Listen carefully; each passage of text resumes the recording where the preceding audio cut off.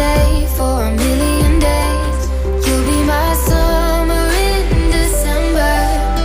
Hey boy, trust my intuitions always. I'm not superstitious, I got lucky. Stole your heart and it was not for the taking.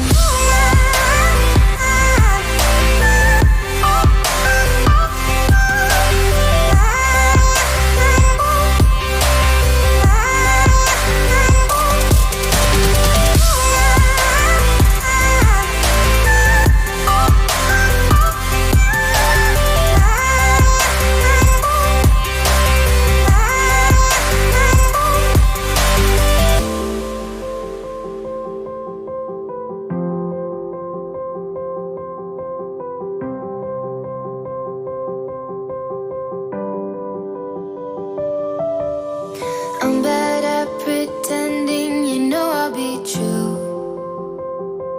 Sunday mornings.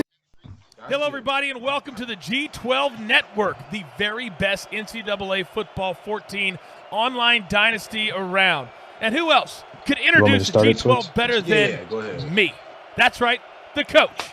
Now, thank you for supporting everybody at G12. Sit back, relax, and enjoy the show.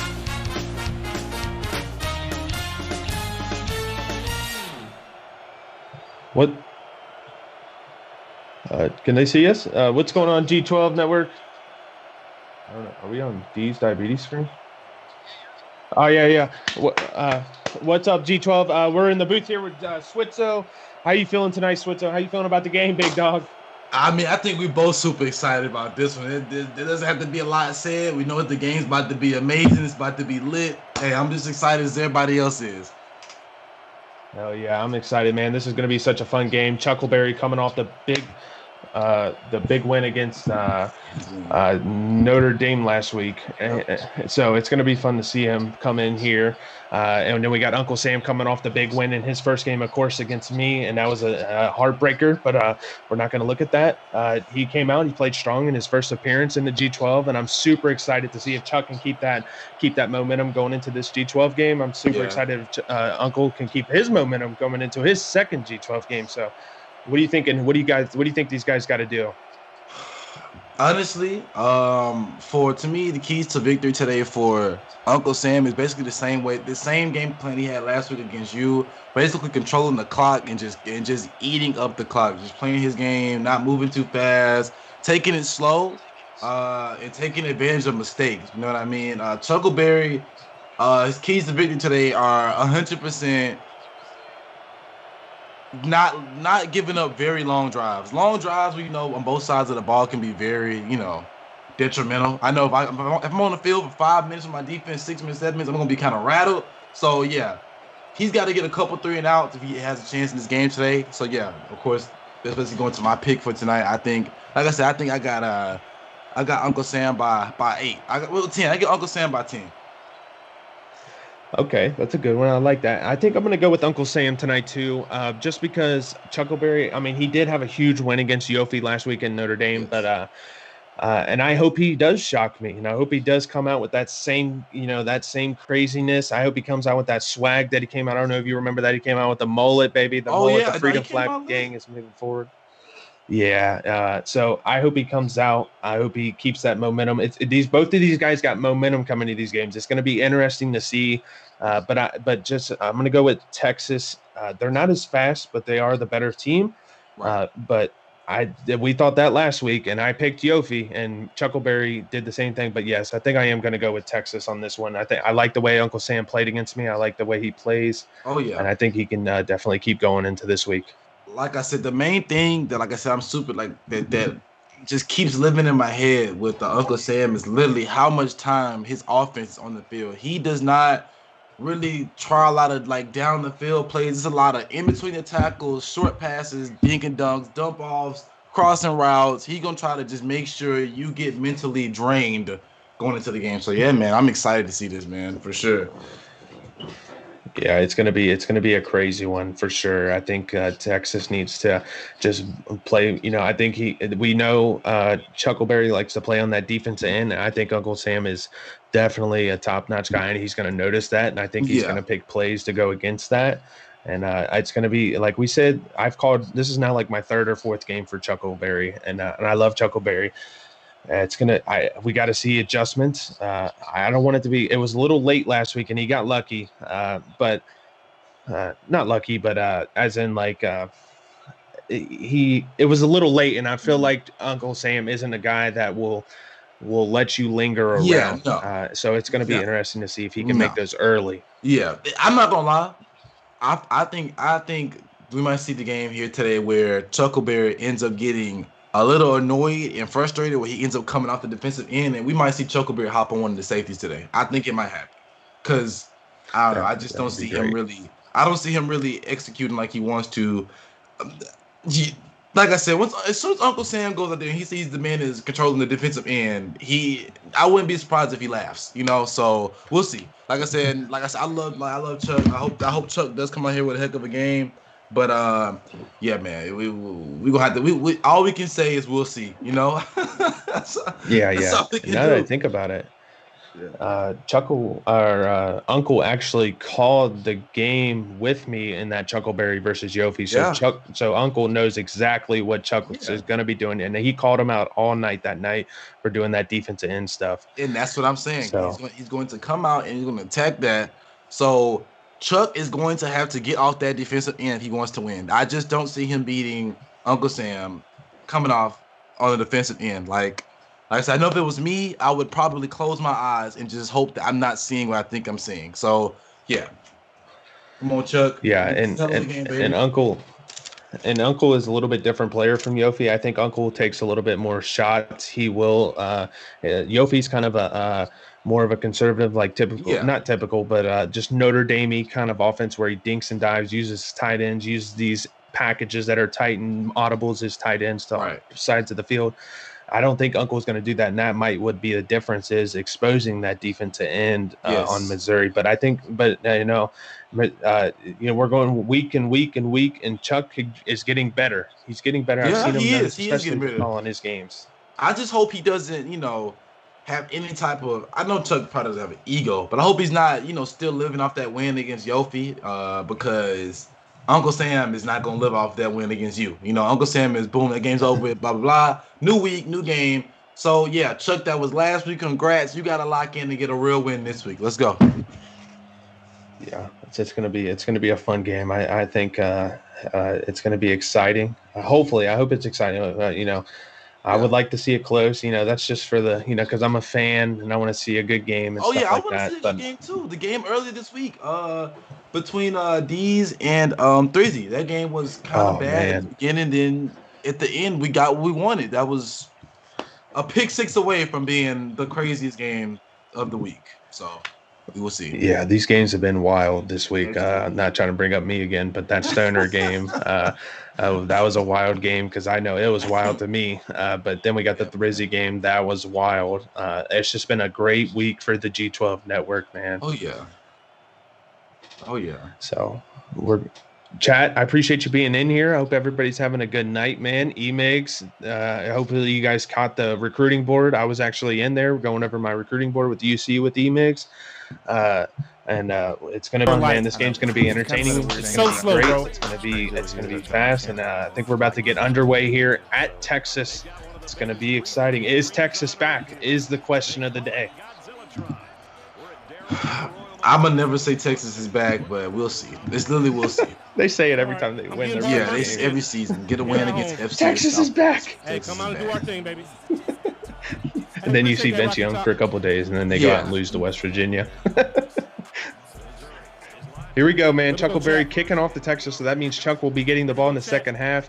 Texas is getting the return. He goes left, and he busts it, and he gets tackled about the 30-yard line. 25-yard return there for Texas. It's going to be interesting to see. I don't know. I didn't, because I played Uncle, I didn't see too much of his, I don't remember too much of his plays because I was just in the game, and it was just hard to, that mindset. But it's going to be interesting to see it from this side of the field, to actually call my first game up Uncle and see what type of plays and see what he does with plays and the time and stuff like that. I think he might come out the first at least 4 plays run heavy. I think he comes out run heavy to start the game off with. I don't think he throws a pass in the first possession or the first set of downs. Yeah. Yeah, here we go with a big package. He does a read option. Number 11, I don't know his name yet. That's Grayson. Okay. Good 4-yard gain from Grayson. Read option, like a heavy pistolish or whatever you want to call that. Good run right there. Oh yeah. So heavy, one thing like I did notice about that quarterback, the mental do it against you, is he's not the most accurate quarterback. So that's why I think Uncle Sam might stay away from him a little bit this game. We'll see. Yeah, Texas is like just one of those like can't get over the hump. Like I'm talking about IRL-ish, but they kind of do that in like the video game as well. Oh yeah. As a big tackle by the defense end from Missouri's DT, I think that was Kobe Whiteside with 1 tackle, and that's a loss of 2 yards right there from Missouri's D line. So I'm not gonna lie, my impact player for Texas off the rip is Robin Banks. Like I said, he robbed everybody's bank last week against Cincinnati. I'm sorry. But Robin Banks is definitely the key to success today for Uncle Sam. 100%. Yeah, here we go. He rolls out to the right with Grace. Intercepted by Missouri, and he gets the ball back. A huge play from Chuckleberry to start this, baby. It's getting exciting, baby. Let me find out what was in your ear. Hold up. Try. Oh, hey, Chuck. Make sure he's not watching our stream. Somebody go in there and make sure he's not watching us.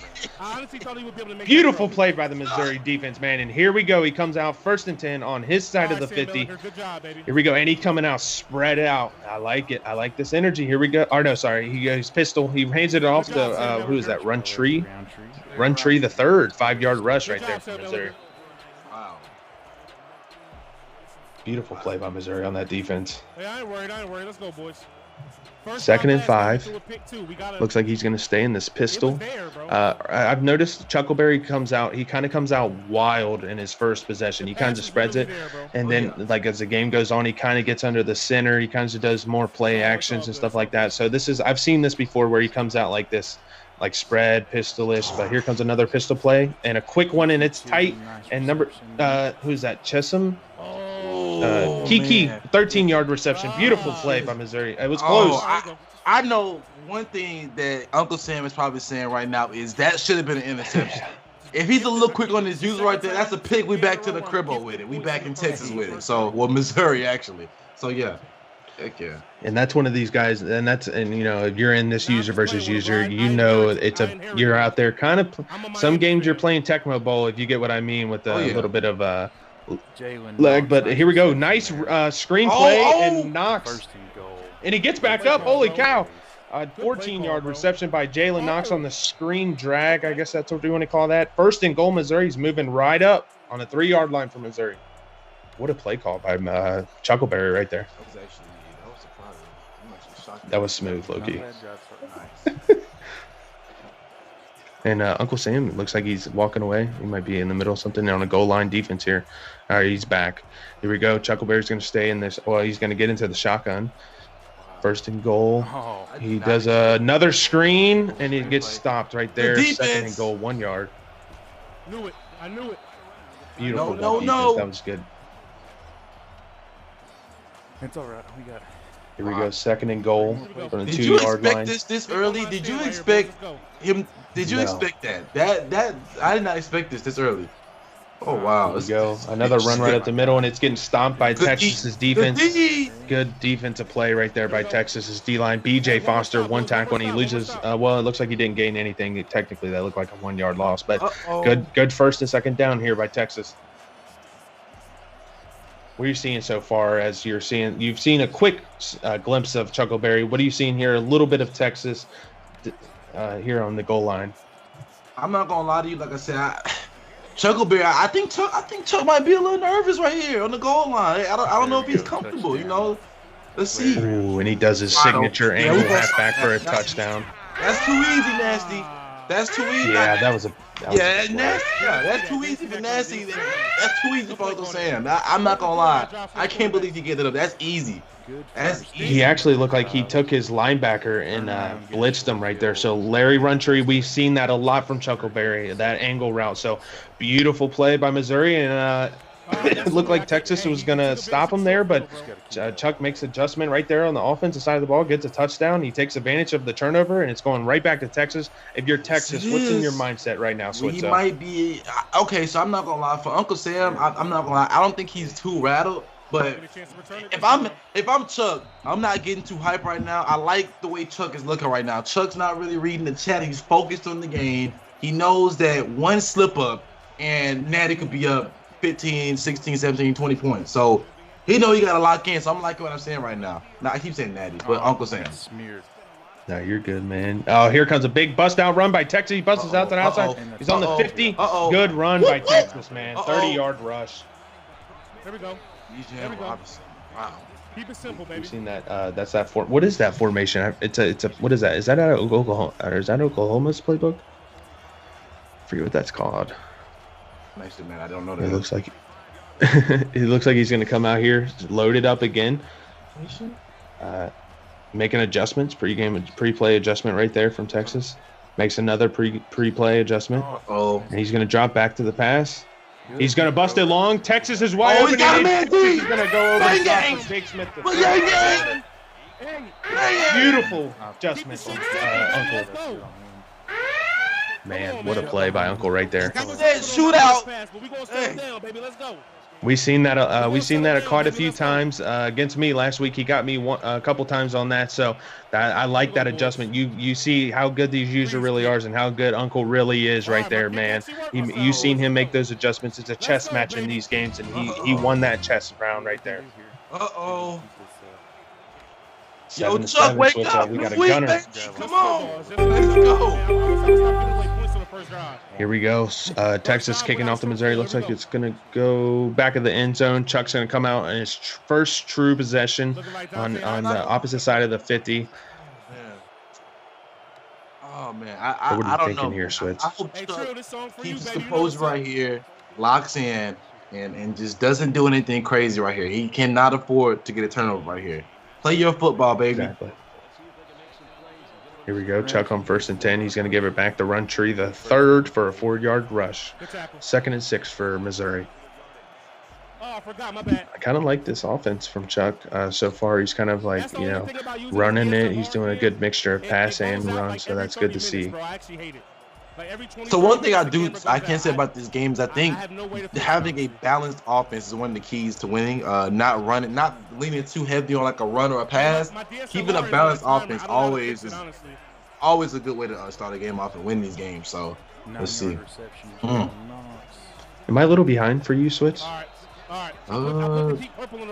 Or am I good? That was a good play. The 1st and 10. That was an out route. Which screen are you watching? Are you watching G12 on Twitch, or are you watching the? I'm on here. Okay, G12. Okay.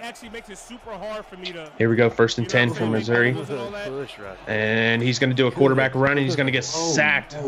Minus 3 yards for Missouri. Thank you for the follow, Rod from 662. Thank you so much, man. Welcome into the G12, buddy. Here we go. Here we go. What's up, Jason? Here we go. 2nd and 13. You hear Uncle getting rowdy, man, and I love it. I love it. Defense going, baby. He's been waiting for this game since last week. He was ready for this game as soon as y'all game ended. So I know he's ready. I like the way both of these competitors are looking. On both of their faces, they both look locked in and ready. I'm a little scared of Chuck. Chuck like he's about to rip the screen in half. Come on, baby. Here we go. 2nd and 13 for Missouri.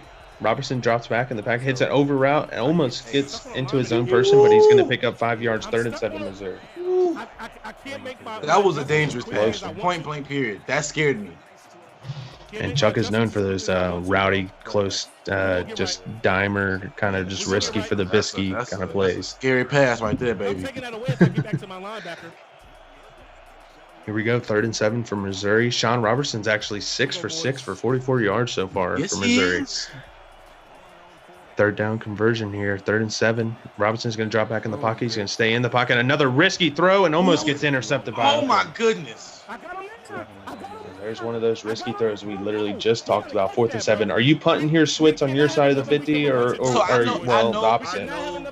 That Uncle Sam does not like to punt the ball. So I know Chuck does not want to punt the ball, but I'm definitely punting the ball right here. You have to.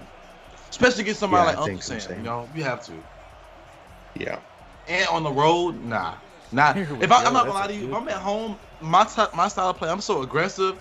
Anything under fourth and 10, I'm going for it. But I know Chuck. I know deep down Chuck did not want to give him back the ball. Not this early, but it's cool though, Chuck. You live to fight another day, baby. 4 more downs. Come on. He had a good punt there. He drops him back to his 10-yard line, so he definitely flips the field. These we're going to see Texas in this pistol. Yeah, these formations. 1st and 10 here. Oh no. He's going to go incomplete passing for Grayson. 2nd and 10. Almost gets into a safety kind of look right there. Yeah, that was a close one for Texas. I think if Chuck hops on the defensive end coming at him full speed right there, that could have very well been a safety. Yeah, we're actually, I think, now that I'm looking at it, Chuck is actually using his linebacker right now. Yeah, like I said, look at him. Holy shit. And he's running again, and this defensive line almost gets him, and that's a 3rd and 10. We got some defense in seeing something. Uh-oh. Huge play from Missouri defense to hold him to a 3rd and 10 here. Chuck's using a linebacker. We were talking about that switch up before the game. You called that. It's going to be a big game changer if he continues to play like this and let that defensive line play. He's back on Wilkins, his middle linebacker. Texas 3rd and 10. He's going to drop back from the under the center. Gets a little bit of pressure. He rolls out to the right. He looks like he's going to roll out. And, a good ass. He trips out 4th and 4. That was almost a nasty play by Chuck, man. Uncle. 4th and 4 here. You said Uncle. I think you punt here. I know he's going for it. Oh, he's punting the ball. Yeah, it's early. It's early. I think, and you're far back. That's his real name, Missouri. right? Oh, off the dome. Doink. Oh, he stays up. Oh. Hit this man, bro. Well, Missouri's going to get the ball about the 49-yard line, 1st and 10. Minute left here in the first quarter. A lot of things have happening. Defenses are kind of, giving up a touchdown, but they've stopped. I think both guys have had the ball like 3 or 4 times now. So, I mean, the ball is changing hands quickly. Very fast. I'm not going to lie to you. I love the pace of the game right now. There's a lot of defense. This is what I wanted to see. And, heck yeah, let's go. There he is. Missouri's going to drop it out to his running back out to the right to run tree, and Texas stops that. A beautiful play by the Texas defense. He's going to lose the yard, 2nd and 11. So what do you feel about this offense from Missouri? Do you like it? You like what you're seeing so far? It's kind of slow. I'm not going to lie to you. It's kind of slow, but I understand what he's doing. He's playing kind of conservative right now, kind of safe. I think he doesn't trust his receivers or his quarterbacks. That's what I kind of see right now. A lot of short routes. So I'm excited to see when he does take a deep shot. Let's see. Oh, my gosh. And he's going to get that, what is that, a post for 12 yards? And that's going to be a first. I don't think that pass was for him. I think that pass was actually for a B that came underneath. But, hey, we'll take it. First down's a first down, baby. No matter how you get it. Here we go. 1st and 10 from 40-yard line on Missouri's side. Looks like for the first time we're going to see. I think this is the first time we see Chuck under center here. Wow. Here again, a big, here we go, and he does a play action. He's going to do a crazy pass, and Parker Jr. is going to catch it. He breaks a tackle, and Texas stops it there. -1 yard, 2nd and 11 for Missouri. I just was expecting wow. a different route. Probably could catch him sleeping a little bit and do It was a wild one. It's a whole lot of these defense guys are. today. Hey, Nat, it's a whole lot of defense today, baby. I'm loving this game right now. A whole lot of defense. Yeah. Hopefully, Uncle, I mean, he does really well. We've seen him do really well on these first downs. These 2nd and 3rd downs, he just can't give it up, and Chuck makes plays. So it's gonna be interesting when we see that first time Uncle stops Missouri here, and he's gonna come back with a run here on 2nd and 11. I was just about to say he needs to run the ball. I was just about to say I hope he comes to the line of scrimmage and makes an audible, because Uncle's only rushing 3 right there. You gotta take advantage of that, baby. But it is what it is. Exactly, 3rd and 5 for Missouri here. That's going to end the first quarter as well.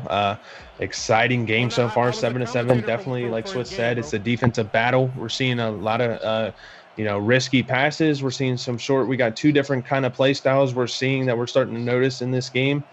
Chuckle is hasn't went. Neither one of them have went too deep in their playbook, so it's going to be awesome. And that's one of my favorite parts about calling these games, to see how these guys go deeper into their playbooks. Oh yeah. What's up, Raider? Rocky Top, FYI, I got that hat, bro. What's up, Romo? 35. Chuck's gonna waste a timeout here. Trying to big brain it here, guys. Trying to big. Wow, That's kind what of happened there. That's kind of oof. It was kind of early to be calling a timeout. Chuck was wrong. It looks like you said, he's kind of running this slow. Like we're starting to slow down a little bit. What's up, Patty Cake?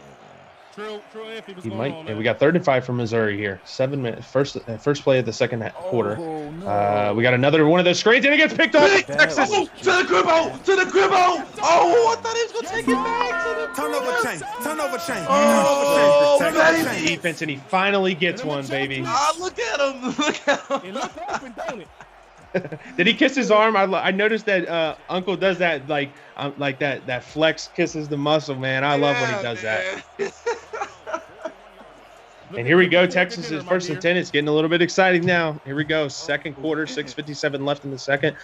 Texas is going to come out in this. I guess this is called I. He's making a lot of adjustments here, and he's going to make the run to the left. The guy gets pancaked. Guy gets off the end, but he breaks a tackle, and he's going to get out of bounds for a 7-yard rush. Come on, Robin Banks. Boom. Run hard, Let's baby. go. Robin Banks breaking tackles. I'm loving You're an it. impact player. Yes, sir. That is my impact player of the day. That is that should be the only name that I hear today. Robin Banks for Texas. You don't have to get about nobody else. Robin Banks. You can play quarterback, linebacker, anything. Come on.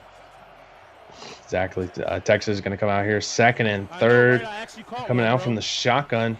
Oh, dang it. He's going to hike the ball. It's going to be a read option. He's going to bust it open. That defense bit, and a nice tackle by and we can see some user and a good play. Grayson Allen Mitchell rush for about 18, I think it said. So beautiful. That's why I usually main that defensive end. Let's get back to it, man. Let's get back into it. That was a good run. Like I said early in the game, he knows he can go run heavy and win. For some reason, this Texas team is extremely well blocking for the runs. And yeah, Mitchell and Robin Banks literally might just run the ball the rest of the game. Let's go. Definitely. That wouldn't be a bad idea. I think Texas got the O-line to do that against this Missouri team. 1st and 10 here for Texas. He's going to go on a shotgun. He's going to bust out. And it gets intercepted by Missouri. It's right back to Missouri. Wilkins, that's Chuck's user right there. That's 2 turnovers now by Texas. That's some user D. What do you think That he was? risky What did pass. what was that? Know, man. I don't know, man. You had a wide open Hey, I running probably back. would have done the same thing. Sir. Your running back had his hands up. That was a Mickey Mouse read. Yeah, that was. Oh no. No. Here we go. 1st and 10 for Missouri off of his second change. It's going to be a draw play to run tree, and he's going to get nothing. And once again, we've seen this like 10 times now. -1 yard, 2nd and 11 here for Missouri. Right there, that was just bad reading the hole. That you had the wide open hole to the left could have went for probably 8 or more yards, and you take that was that was. Yeah, the draw's a little glitchy on these users game. It's if you watch that halfback, it's kind of a sketch play. Yeah, it is. Here we go, another bubble screen, and Kiki gonna get it for 5 yards, 3rd and 6 here for Missouri. I don't know, man. I actually kind of like what he's doing. He's starting to speed up his offense a little bit, and he's keeping Uncle Sam guessing. Like incorporating those small screen plays into your offense definitely can kind of catch your opponent off guard. You got to keep sitting there wondering, like, okay, is it a screen this play? Is it a screen this play? Now you guessing screen. Get beat deep. So let's see if Chuck can catch Uncle Sam off guard here and take a deep shot. Yeah, this is the first user that Chuck actually see these. I've used these bubble screens like constantly. He keeps going back to it. And he makes another out route read. There we go. There's a nice for a little pass. 13-yard rush. Good play by Chuck. He's making short, but I mean that's not really short. But I mean he's making other than that one play, he's making consistent throws to the open guy. Oh yeah. I knew what was coming. Go make a play on the ball. Both these offenses are. They look good, and then just for that split second, they make that error. It's like they look good. As soon as they cross the 50, they pull their brains out. So let's see if we can keep the brains intact. Smart. Yes. Did not pitch the ball, and he's going to pick up about was that 6? Yeah. A lot of times, sometimes we play NCAA. We're so used to played the game today, so you know, we're warming up. You know, we so used to getting blitzed right there. We're so used to, you know, having to pitch that. And I'm happy he actually, you know, kept his brain intact and got that ball out. You know, kept that ball in his hands, man. Let's go. Loving it. Here we go. We got I keep forgetting. Boom! Oh, but it's an offset. He got rocked. Somebody call the ambulance. We should at least get some points. Oh, I was there, man. We got Switzo in the booth with us, man. Ambulam, where are you? That man is hurt. Thanks, buddy. Two dumbass picks. That guy, that's a stretcher run. Oh yeah, we got to get him off the field. He can't see. Here we go. 1st and 10 for Missouri. He has 6 first downs to Texas's 2. He's gonna come back out here in this shotgun. 4 minutes left in the second quarter. A little bubble screen. We've got that scat play, and he misses his wide open play. Ooh, that was a close one, man. That was a close one. Once again, Texas gets a 2nd and long, man. Texas is like right there on defense, it feels like, in this switch, and then Chuck makes that good play. I'm where not he gets gonna lie, that that could have been easily a gain about 15 to 20 yards. That is that's got to be very frustrating if you Chuck, man, because that plays like that, you don't get them back. It happens and it goes. It comes and goes. Exactly. 2nd and 10 here from Missouri. Thank you, Saint, for saying that. I missed a little bit, and he's patient, and he's going to get another Kiki for a 12-yard reception. That's his go-to guy on that 2nd and 3rd down guys. It looks like 4 receptions, 31 yards. Damn, man. I know Deez is my brother. Read that back, dog. That was just a heck of a ball game. Let me look at that back. By both of you guys. Just read it, bro. Read it. Happy about it. Read it, man. Are we a little behind? Here we go. Missouri 1st and 10. Read that, bro. He's going to come out. He's going to run the ball right up the middle, and he dodges Texas's user. And it's going to be about 2nd and 7 or 3. What was that? 3? Where they got me dodging, bro? Big turnover right here, man. We need a big turnover, boys. Let's go. Big turnover, go. bro. Let's go. 2nd and 7 here for Missouri. Big turnover right here, man. Let's go. Call that game switch. You see it? It's a long ass drive, bro. Robinson steps back, throws a nice pass to Bannister for a gain of about 6 yards. Yes, sir. We love to see that. Okay. Okay, Chuck. Chuck's taking it nice and easy. Chuck is taking it nice and easy. Okay. He's looking to see what the users are for Uncle Sam, and he is really taking advantage of catching Uncle Sam slipping. We love to see this from Chuck. I'm like, Chuck kind of keeping that same momentum from last week. I'm liking what I'm seeing right now. Sean Robinson, 13 for 16, only 90 yards. A lot of dump offs and short passes. Let's see here. It's like Uncle Sam might be bringing the heat, and he is. Doesn't get the throws into the end zone. Oh my! Fantastic. What a catch by Barrett Bannister. Barrett Bannister is getting open every play, and he's catching the ball. That is football, literally. That's all you gotta do. Get open, catch the ball. We win the game. We're in position there, man. I'm in position there. That's crazy. For some reason, I can't go full screen on this. That's crazy, bro. But that's just a forced ass pass, man. 1st and goal here for Missouri. It's going to come 7-7, 2 minutes and 57 seconds. He's going to do that reverse run again. He's going to break a tackle, and he's going to get in the end zone. Missouri touchdown, 14-7. Good job right there. 14-7 Missouri. Good drive. Min grid deal. All right, we're down. We've been down before, man. God damn it, bro. Here we go.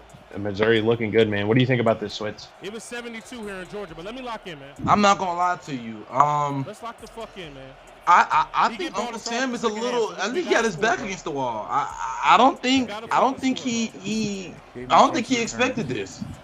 Come on, man. I'm making shit too easy. Oh my. Well, okay. Deshaun Jameson like he wanted to take one to the cribbo. Fellas, we might have had one right there if it wasn't for that one juke move. Here we go. Yo, Texas, you hear Uncle saying to his chat, man, let's lock the hell in. So 1st and 10 here from Texas. 2 minutes, plenty of time to go up the field and score. So here we go. 1st and 10, Texas. Play linebacker. Here we go. He rolls out to the right. He's going to make a big read down the field. 1st and 10, Texas is going. Uh-oh. 1-2 dance moves. Okay. Tariq Black, that is another person that I expected to get open a lot today. Tariq Black, I think most of it, especially with Texas fan, you're definitely familiar with Tariq Black. I expect Tariq Black to end up catching about a good 5 to 6 passes, maybe more. and get more incorporated to this offense as he starts to pass the ball more. Let's see. Definitely 1st and 10 here from Texas. He's going to go empty back. He's going to go to the left, and he's going to throw it right to Chuck's user. Ooh, man. Close I know what he was there, looking for right there because I probably would have done the same thing. He was thinking that he could get the ball into like the middle of the field in the end zone in a gap. But this is NCAA. See, this was Madden, that probably would have been a touchdown. But this is NCAA, and you cannot do that, sir. Wrong game, right idea, wrong game. Yeah, Uncle, I've heard Uncle say that he actually likes throwing 2 guys as users. As Texas is going to have a good user skill, and he's going to do some more jukes. Another 1st down from Grayson. 1st and 10 from Texas. He has 4 rushes for 40 yards. Beautiful stick skills from Uncle. And Uncle, I know you've seen it a few times versus my game. He has some good stick skills that we've seen so far in his G12 appearances. Yes, he does. Here you go, boys. I agree, Chuck. He does have a lot of confidence coming from that dub last week. I completely agree. Here we go, Chuck. Texas going out to the outside, and Texas another. Oh my God! Put him on the ring. Yes, it is. Send him home. Come on. Touchdown, Texas.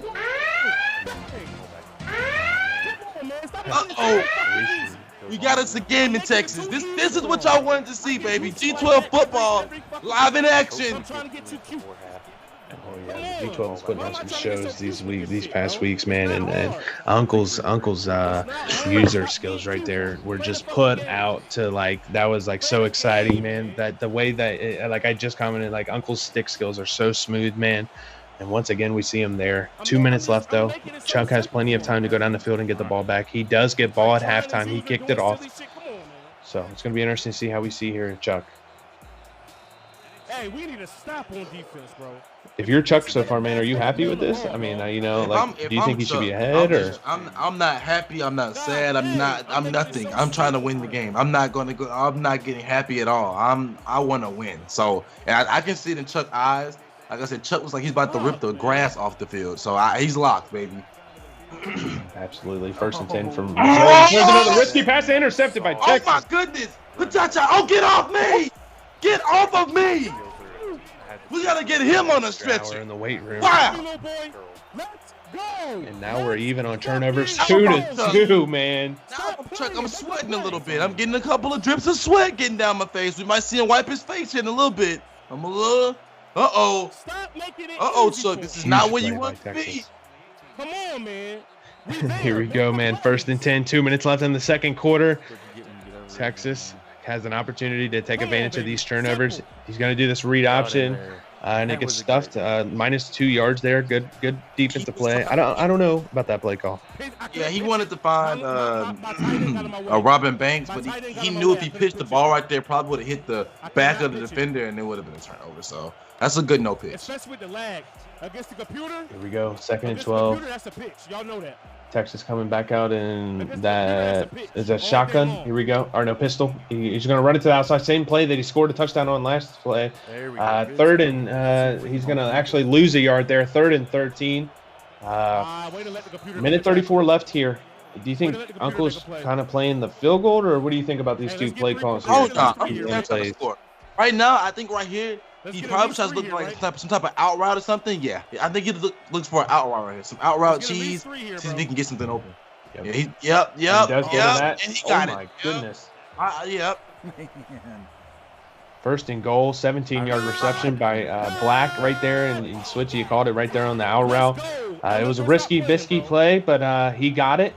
We see one go, a few go Chuck's way, but it's good to see Uncle get one. I knew when he was finna run there. You could just tell, but yeah, it was like Chuck was actually kind of ready for it too. Come on, man, he can get them passes off. 1st and goal here, minute 20 seconds left. He sends his guy into motion to the right side. Get a ball to Robin Banks. Just get a ball to Robin Banks. Right now, I'm calling a hurry up. I'm calling a hurry up, and I'm giving right back to him again. I'm calling a hurry up right there. I'm feeding him again. I wouldn't even go into the cut. I wouldn't have gone into any of this. We're not getting cute down here. Yeah, I definitely agree. Got to give it to Robin Banks, the impact player, man. Maybe we see a quarterback sneak here. I think he's trying to waste a little bit of clock so he doesn't give Chuck too much time if he does score. So here we go.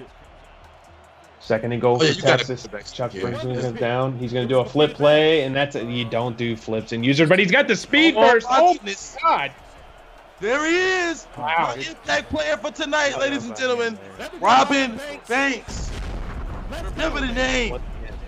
Uncle extends that play and gets that burst of speed from Robin Banks, and he's going to get a touchdown. 21-14. Texas.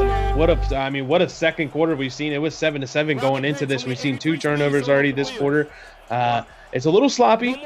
46 seconds though. Chuck needs to stay composed here, man. Big offensive drive, big defensive drive for also on the defensive side of the ball for Texas. So here we go.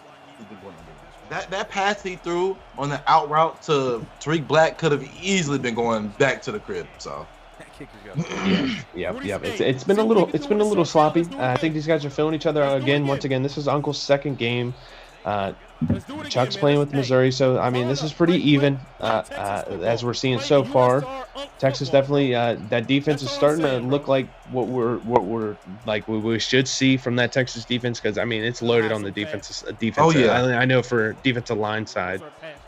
So here we go. 46 seconds from Missouri. This is he has plenty of time. 2 timeouts. 1st and 10 here. Yes, 46 seconds once again. Oh my goodness! Gets it over the middle.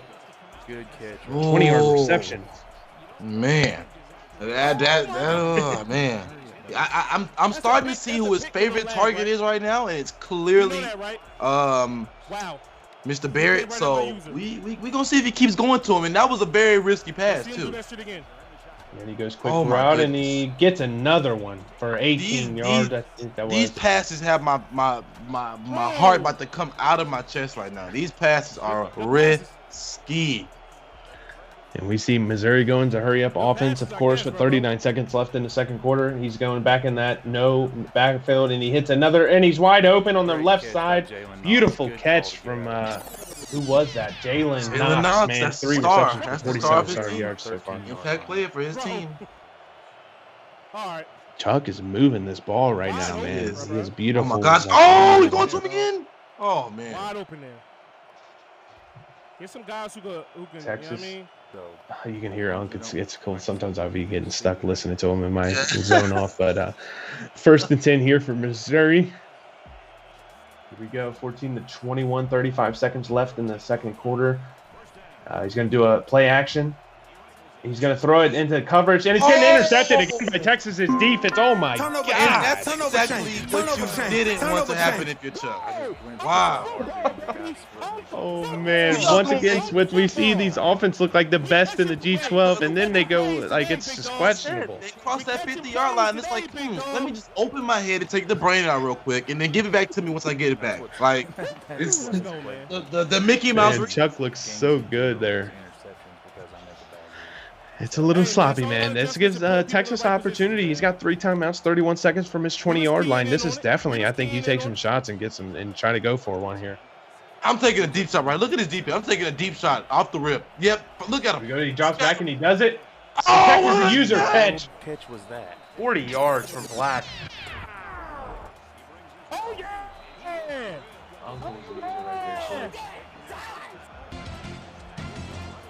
Oh man, I'm not gonna lie. I think he had B on the other side though for a touchdown, but he got him something. We're good. You can't give him a touchdown here. Chuck, no touchdown. When he's gonna throw a screen and it's swamped up by Missouri. That was we didn't want that. That's not what that is. If you're I'm not gonna lie to you. If you're Unc right here, just because he gets the ball back in the next half, and this is NCAA, I think this is a must-score situation in your mind. You know you want to score right here, and you probably need to score right here. Chuckleberry gets ball at half. He kicked it off first. Grayson's 5 for 10. Texas is going to use a second time out there. He knows he doesn't need to. He needs to score right. Unc needs to score right here. Yeah, and he's going to run out with Grayson to the left side, and he does some boozering, baby. Oh, my goodness, a good run by Grayson. It's going to give Texas a 1st and 10 with 1 timeout. He's going to definitely see some hurry-up offense here. 15 seconds left in the second quarter. We're getting down to crunch time before halftime, man. Here we go, Texas. He's going to do a run play, and he busts it outside. Oh. I don't know about that play call. I'm not gonna lie to you right here. I'm definitely looking for some type of cheese play. I'm looking for like an out route cheese right here. I'm honestly reading the defense right here. If I have no out route cheese, I'm 100% going into a slant play to see if I can get a slant to get cheesed out open. Yeah, man to man right here, I'm looking for something on the outside. He's going to be scrambling. Yeah, I think so too. And there he goes. He's out to the right, and he's going to do that. Oh, my God. And he's going to – oh, wow. What do you do? You got to call a play. You got to call a play. Hurry up. You got to call a hurry up. You got to call a hurry up. Got to get on the line. Clock it or something. Here we go. 5 seconds. It's coming down. First and 10 for Texas. 5 seconds left in the second. He's not going to clock it. He's going to go for a play. 4 seconds. 3 seconds. 2, 1. And he throws it away with 2 seconds. Okay. It was one-on-one in the end zone with his receiver, and it was one-on-one. I definitely would have, knowing me, I would have took a chance. I would have thrown it and see I'm testing the user right there. That was what an exciting end to this half. I'm afraid of field goals. Yeah, beautifully done by both guys. It's been a little wild from both sides of the ball, and Texas is going to go ahead and get 3 points there to go up 24-14. Good job by Uncle to get down the field right there. Beautiful first half right there, man. Switch. What are you thinking on this? What are you thinking on both of these guys? How are you feeling today? Man, well, I mean, both of my keys to success for both of them, they're actually both doing what honestly they should do, except for the turnovers by Chuck's had a couple of turnovers where I'm just sitting here like, I give him the look like, Chuck, come on now. Like, what are you doing? But so far I'm loving it. Defense on both sides of the ball it's good. It's looking good. The defense are swinging around. Every pass looks to be like in coverage. So like I said, that means a whole lot of good defense being played. Both the D lines look really well. Except a couple plays did by Missouri with Robin Banks. Having a field day as I expected. But all in all, I'm not gonna lie, both sides of the ball look good. I'm loving what I'm seeing right now. And like I said, if you love G12 football, this is what you come to watch. And I think with Chuck getting this ball going to the second half, he's got to score off the top. Chuck has to score, I think, off the top. Got to score and set the tone for the second half. If you don't score here, you're giving the ball back to a very confident Uncle Sam. And I think you're kind of giving yourself, you put yourself in an even bigger hole than you're already in. So, yeah, that's what I feel right now. Yeah, definitely agree with that ending right there. Definitely, it was good to see, and like George said, 17 points unanswered there for Texas. Chuckleberry came out with that interception. He went down and scored. Then Texas went down and scored 7-7, and then it was 14. And then Missouri went down 14-7. Then we had some like turnovers, and then that second quarter, man, Chuck threw that interception on the first play of the second quarter. Which kind of popped off for that 17-point unanswered points by Uncle. And that just shows you how good Uncle is, man. It looked like Missouri was in favor with, motivation and, and stuff like that. And Uncle made the adjustments, and that's what makes you great in these user games. And Uncle's definitely great, man. And he made those adjustments. And that's what you see here. And that's why he's up 24-14. He shut down a couple. And Chuck looks like the greatest. Both of these guys, actually, they look like they have the greatest offense in the G12. And then, like you said, man, for some reason, they keep testing each other, and it keeps backfiring. And it backfires every time. Like I said, they get across the 50, they get a little cocky, and then, I don't know, it's like, what are you doing? Like, stop it. Just keep doing what you're doing to get across the 50. Give me your brain. Let's put it back in your head, and let's continue doing what we're doing. Keep it simple. Keep it easy. Stop doing too much. I feel like both guys are a little bit trying to prove it too much. Just keep it simple. Play like you play. Act like we're not even watching, and just play some football and win the game. And that's for both of the guys. Come on. Yeah, definitely. I think we're gonna see that. I think we're gonna see that in the second quarter. And I think for some reason, I think Uncle.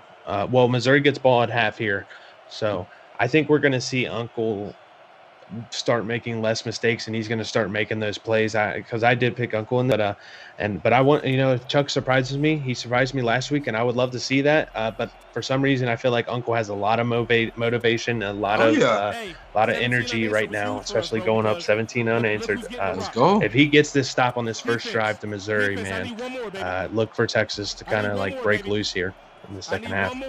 Oh, he brings it out. Oh, he's bold. Oh yeah. I like that. I'm not gonna lie. I like that aggressiveness off the rip by Chuck. Yeah, Chuck. Yeah, Chuck. Put your foot down, Chuck.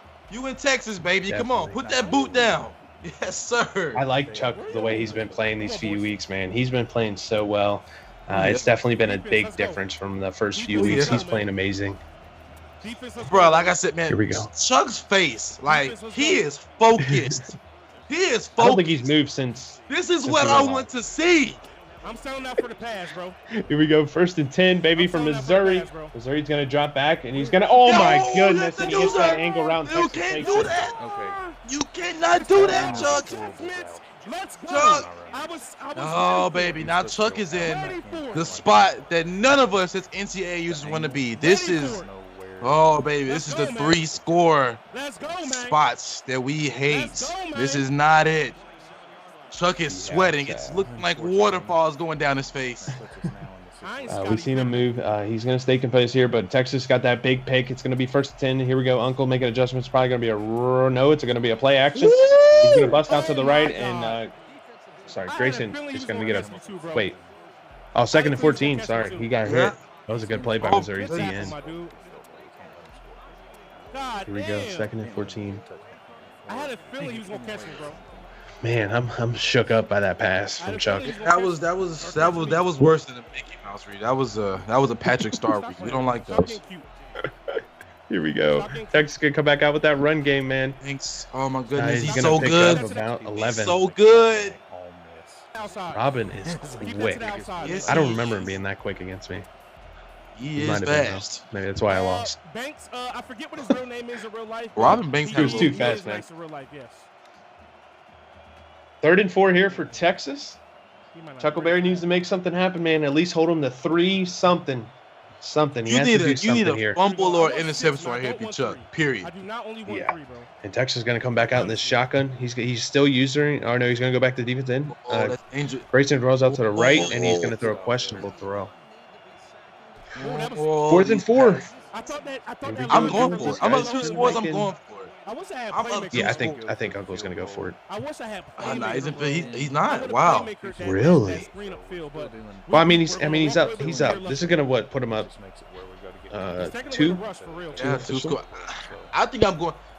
If I'm or anybody, I'm confident in myself in this game to get 4 yards. It's NCAA. I just feel like I can get 4 yards, so I definitely go for it. Run like a tight end out route or something right there. I'm doing what I gotta do. So, but hey, you come away with points. Like I said, lit up another day. Yeah, I mean, I play with Cincinnati. I'd probably kick the field goal there because that's just the way I got to play. I mean, I like it. You're up. I mean, it's 27-14. I mean, your defense is making plays. I think, you got some room, So, but 1st and 10 here for Missouri. Chuck has to score. And you can't settle for 3. You can't settle for 3 here. Yeah, Chuck, on the other hand, should be going for 4th down if he gets that opportunity. Oh, yeah.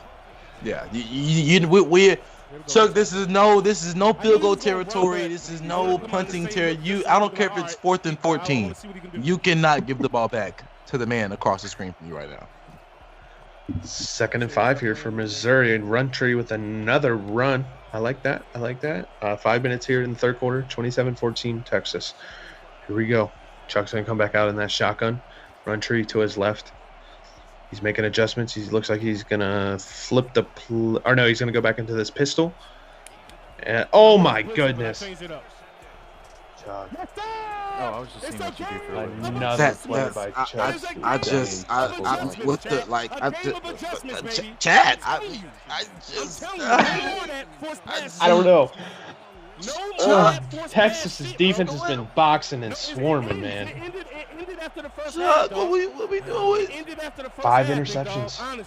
Oh my goodness. Here we go. Texas he's gonna roll out to the right here. Grayson, 1st and 10. He's gonna run the ball. And he's gonna get the first. Oh no, he's gonna get a yard short. Good run by Texas. Let's go. Chuck, I think he was really good at being patient in the beginning of this game, man. And I feel like he's making too quick of a reads. He needs to let these plays develop a little bit more. I think he's rushing these passes. At the beginning of the game, he was doing what I was saying he should just kept doing, just easy reads, like dink and dunk, small passes. Like go back to your old game, the out routes and the screens. Like it was working. Don't broke. Yeah, we haven't seen a screen in a while. Open off the line. Grayson is going to go. Oh, my God, he's going to fumble. Did Missouri get that? Hey, we got the fumble. Missouri gets the fumble right back, and Grayson's hurt. Grayson's we hurt gonna get a right boot there. review? I don't know if he was down or not. It was close. It was Are we gonna close. get a boot It was really review? close. I think he was down. Oh, I don't know if he was down or not. Oh. Either way, Grayson's hurt Oh, though. click that play. Are we getting a boot review? I gotta stop Oh, scrambling wow. too early, man. I thought he was gonna hold on to that. Oh my. It's too early, like Unc just said. You heard him in the chat. He said it's too early to waste the timeout. Texas is going to have some things to worry about. Grayson did not get up right after that play. But anyways, Missouri back, and he goes back to that comeback route, 1st and 10. 12-yard reception there for Jalen Knox. Like I said, we're still I know, in John this. Jake. I know, bro. Oh, baby. Wow. Man, what is that? 5, 6, 7. That's 8 turnovers between these two. We're at 5 interceptions. Keeping him in the Oh, game. man. It's been interesting. This has got my body John. hot, cold. Like, man, please pick something. We just got an injury update. Grayson has back spasms, I think it was, and he will return. Oh, yeah. He's a soldier. He'll be back. We're fine. Yeah, definitely. We We got a Missouri player now? No, okay, he's back up. 2nd and 1, 27-14. Chuck just needs to relax. He needs to go. I believe he can go back to that normal offense that he was running, or some screens or whatever. Just you got time. It's 4 minutes left in the third quarter. He's going to go back to a run play here, right back up the middle, and he's going to get the first down, and that is for a 40-yard rush for Roundtree. So Roundtree isn't like, he's not the best runner, but he's a physical runner. With he's not the fastest. He's not going to juke the whole team out, but he does what he needs to do for Chuck and the way Chuck plays. It's just get a couple of yards, 4 or 5 yards every play, and yeah, like you're not gonna see Roundtree run the ball 30 times. So I like that. Exactly. Chuck sets him up pretty well for what he needs to do. Oh my goodness, and he gets that. There's his dimer, favorite Dilbert target. dimer. This is his favorite target, Yep. Barrett Bannister. Barrett with 23-yard reception right there. He has 6 for 79, averaging 13 a catch. So 1st and 10, he's now on the 27. Hopefully, no mistakes here. Chicken Nugget, thank you so much for the follow. I appreciate that. Welcome to the G12. Like I seen it. Here we go. 1st and 10. No bone plays. No bone plays here, man. We got to just keep playing your plays. Please, no Patrick Star reads. Thank you. Keep it Here we go, simple. Roundtree. Boom, there you go. Use big boy. Let's go. Big baby Good Roundtree. Here we go. Let's get it. Thank you. We got turnovers in the red zone. 10-yard run from Larry Roundtree, the third. He has 12 rushes on the day. 1st and 10 for Missouri. Once again, 3 minutes and 41 seconds left. Chuck getting a little bit deeper, I think, in the playbook, but it's getting a little bit simpler plays. He's looking past those first couple plays. He's doing like I said he should be doing, slowing the game down, taking it easy. Like, just go back to your original game plan. It was working. Don't fix it if it's not broken. Thank you. Exactly, and here comes Missouri from the 17-yard line, 1st and 10. He's going to give it right back to Roundtree. Big baby He's Roundtree. going to pick up about 4. Good draw play, my dude. 2nd and 6 here. He's giving Larry the ball, man. 13 rushes, 58 yards, averaging 4.5. That's a good stat line for a running I back. said he gets him about 4 or 5 yards to carry. He keeps the ball moving, and that's all you need. To keep the ball moving. I can't believe Here we I got go. 5 takeaways. Oh, sorry, I'm from this reading game, the bro. follows on Chuckleberry stream. Here we go, and Missouri's going to score a touchdown. Oh man, that's a steamer. Kiki. That's a Stanley steamer. Oh man. That was a Dilfer Stanley Dimer steamer, man. Beautiful play by Missouri. He's going to go 21-27, 2 minutes and 56. What a play!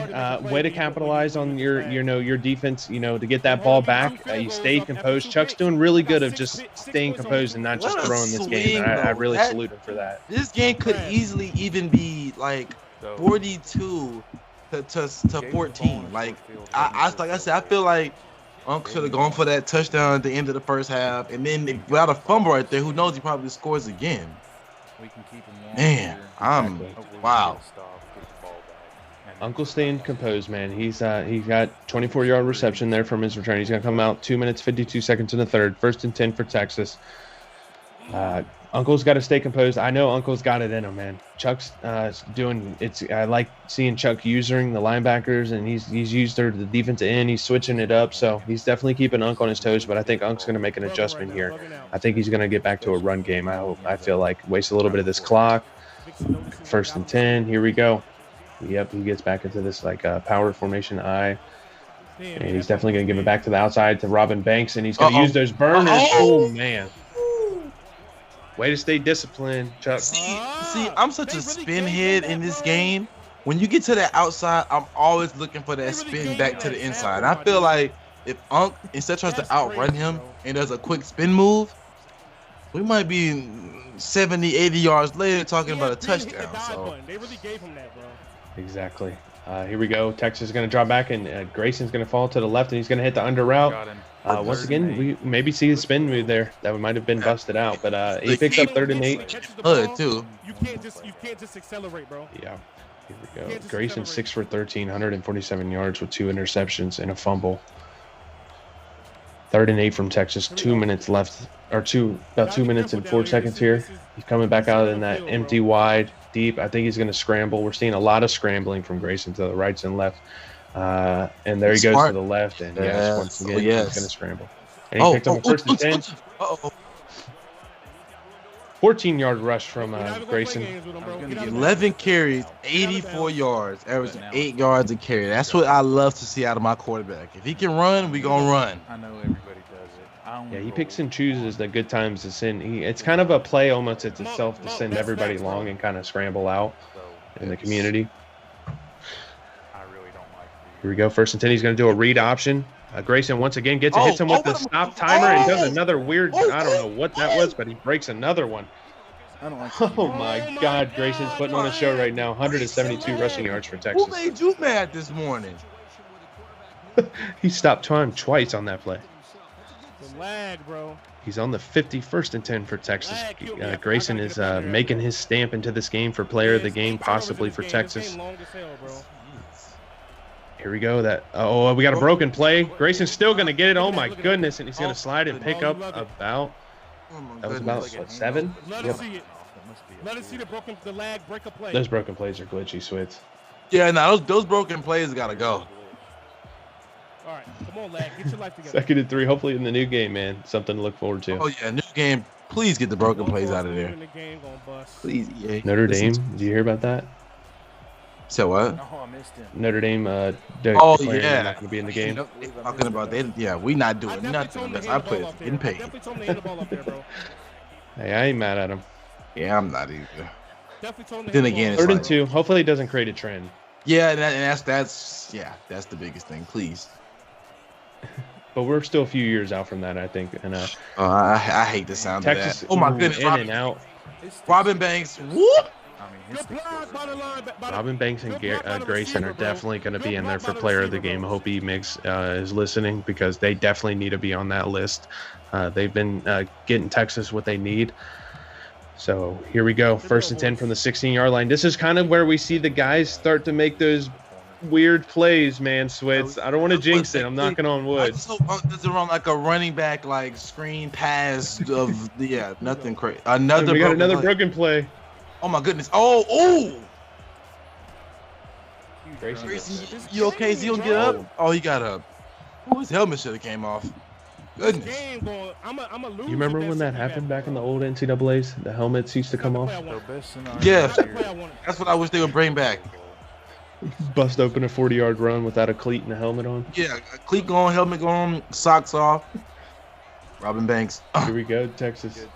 2nd and 4, and that's going to end our 3rd quarter, man. 2nd and 6, and Texas is leading 27-21. Robin Banks, Grayson have put on a show this 3rd quarter. Ladies and gentlemen, here we go. Put your fours in the chat. If your heart is not pounding as fast as mine, then you are not watching the same game. Because my heart is about to be in your living room. All my rigs are turning into bootlegs. Definitely, man. This game's getting wild. Here we go, man. Come on. I don't know. It's been so interesting. I want to see Chuck stop him. I just want to see overtime. Come on, Unc. Let's score, though. I don't know what I want. Oh, my goodness. Here we go. 3rd and 4. And here we go. Grayson's going to run out to the right again. He's going to run. And no, he's going to late throw. Touchdown, Texas. Dot. That is a dot. Tutty. The fans are going crazy. Texas is lit. Man. 33-21. Beautifully done. And he's going for 2. Oh, man. Let's call it, man. Give me some hype. Give me some hype, bro. Get it in here. Come on. Oh, this whole play. Uh-oh. Oh, quick play. Whoa. What the? That was there. Not Grayson just running off like nothing happened, bruh. He just let him just trotting back to the sideline like yeah, you know, just absolutely threw it to the cameraman, but doesn't matter. We're still up. Wow. He done hit his ex on the cheerleading squad. Literally, just knocked her out. She is unconscious, and he doesn't care. We're back. And here we go. Missouri's going to get the ball. Is Missouri going to take it out here? Yes, he does. Oh, my God. Missouri breaks one. Oh, and he gets it. Why? He had so like 15 yards to the left there. But anyways, good return for Missouri. It's going to start him off with great field position.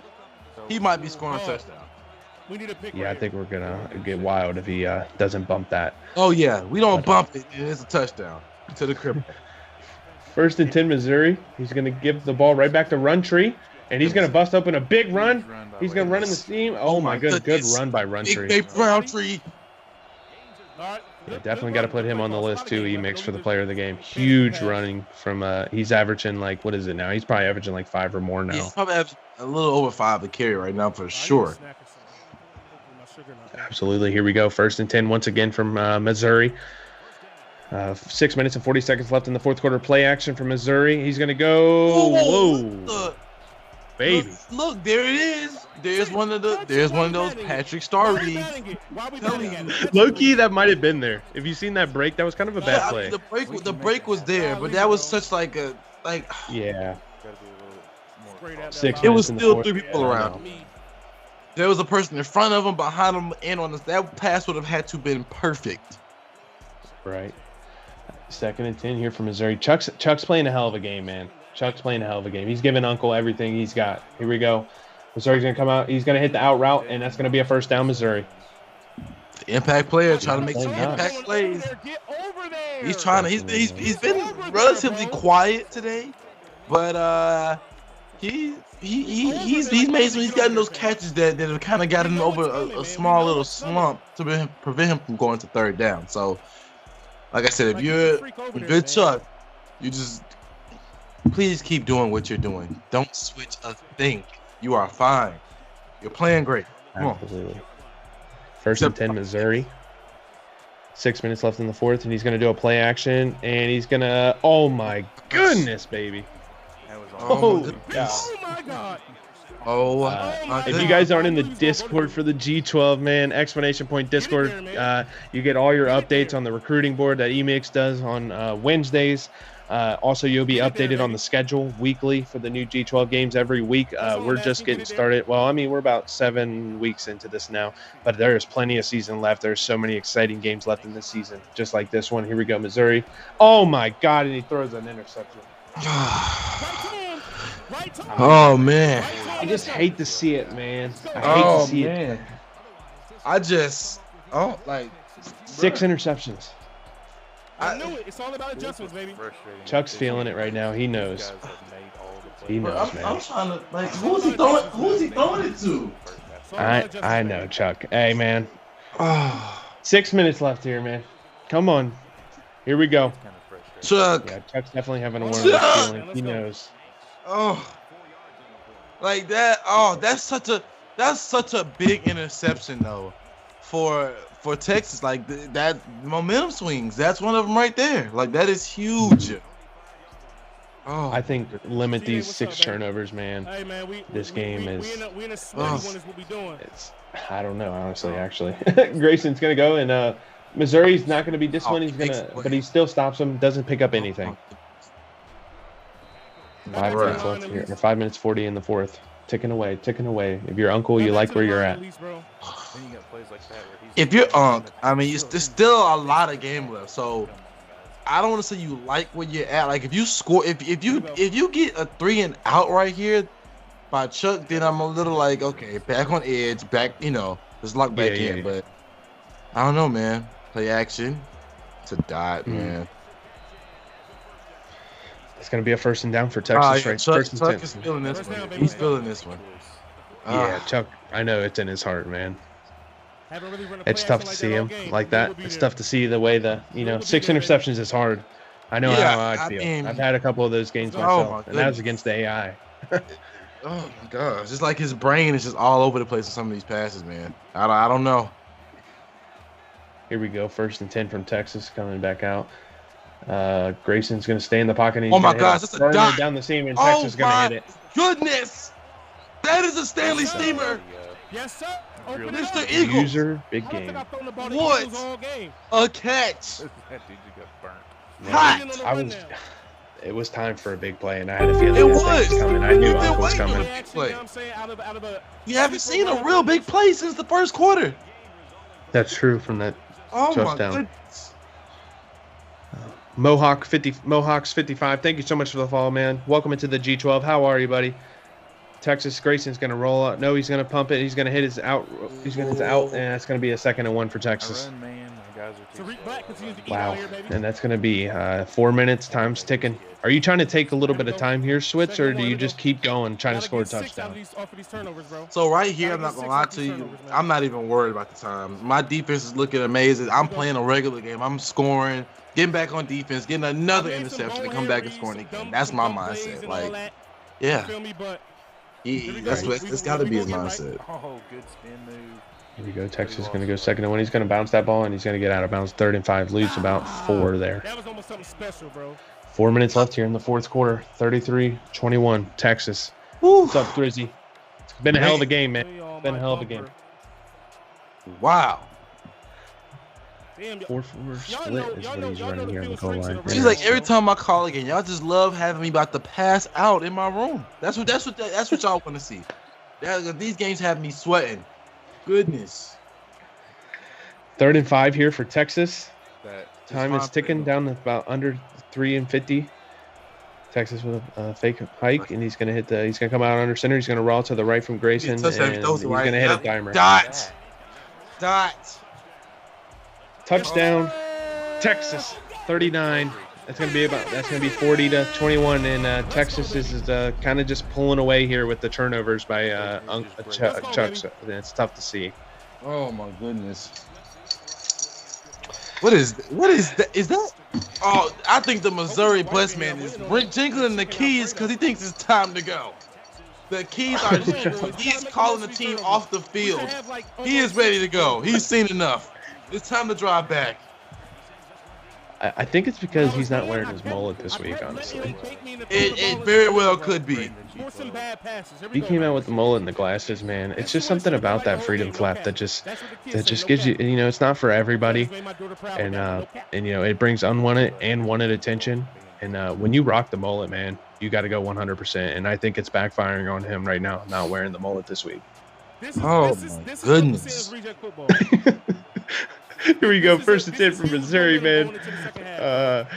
Here we go. 3 minutes and 45 seconds. He's going to do a quarterback run. I don't think there's enough time in here for this kind of play, but here we go. Maybe Chuck Chuck's is just bad. ready to get the hell out of here. That's one of those plays you do when Yeah, you just Chuck's like, pissed. yeah, Chuck is upset with himself, but it's mistakes, man. You gotta play you gotta limit them as much as you can.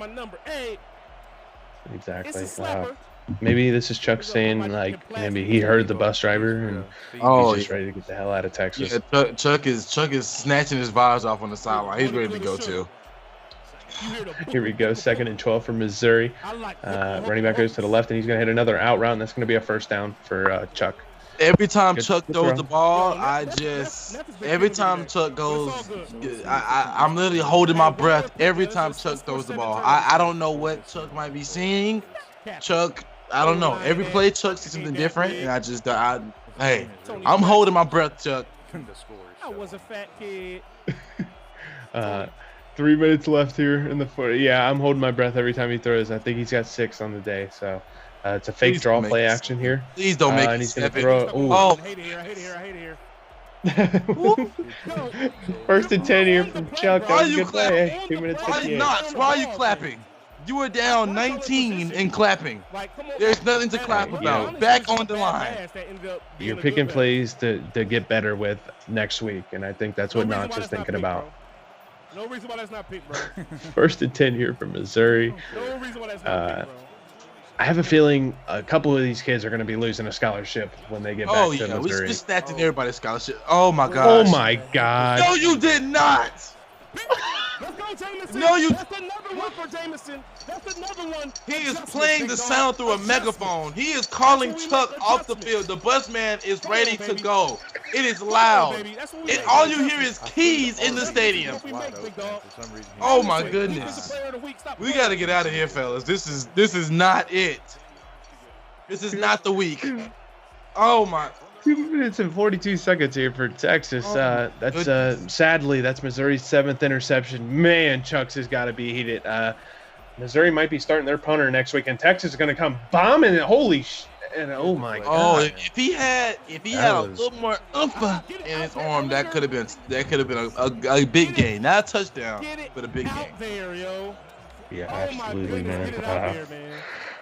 A 2nd and 10. Interesting call by Chuck there to just come out firing at 40-21. 2 minutes and 38 left here in the 4th. He's going to come out and he's going to run. He's going to do a read option. And Grayson's got the outside and he's going to bust it big here. We're going to see some userness. Wind out and he's going to stay in balance and a huge run by Grayson. First down, baby. Let's go. 1st and 10, Texas. And now that might have been the nail in the coffin there. We literally dropped like 7 picks last game. That's tough. It's just tough to see. It's just tough, man. Yeah, at this point, I don't know, man. Goodness. It was a good game. I mean, Chuck's playing a hell of a game. If he limits those turnovers, of course. I mean, if he limits those turnovers, he's thrown 7 interceptions. It's and when we first seen it here, Uncle was right. Oh my goodness. And Texas busts out another big run here. Texas is not wasting any clock. I think he's wanting to go down there and this might be for the YouTube, low key. Oh my goodness. This is not looking good. This is not 21. He's running down the field. Yeah, I'm actually getting reports. There's a fight that just broke out on the Missouri sideline. The coaches are actually arguing right now. So we'll get back to that later. God. Wow, and Texas is going to bust another one. 2nd and 4 here from Texas. Yeah, I just got the reports in from my booth as well, so it's a holy shit. Head coach of Missouri is getting pulled off the field. Oh my God, he gets suplexed by the quarterback. Wow, I don't think that guy's going to be on the team. This is bad. Ladies and gentlemen, we might not even see Missouri playing next week. There's Gatorade flying across the field. Oh my God. Oh my God, Grayson almost got smoked by a Gatorade cup. Wow. And Missouri's defense is just trying to keep their head in the game and not give up another touchdown. This is absolute chaos on the sideline, Switz. Wow. Holy I'm cow. hearing that Larry Roundtree told the coach that I can't say these words on stream and on the feed, but he said F him and I'm not coming back next week. That is the report from Larry Roundtree. We'll see how long he lives up to that.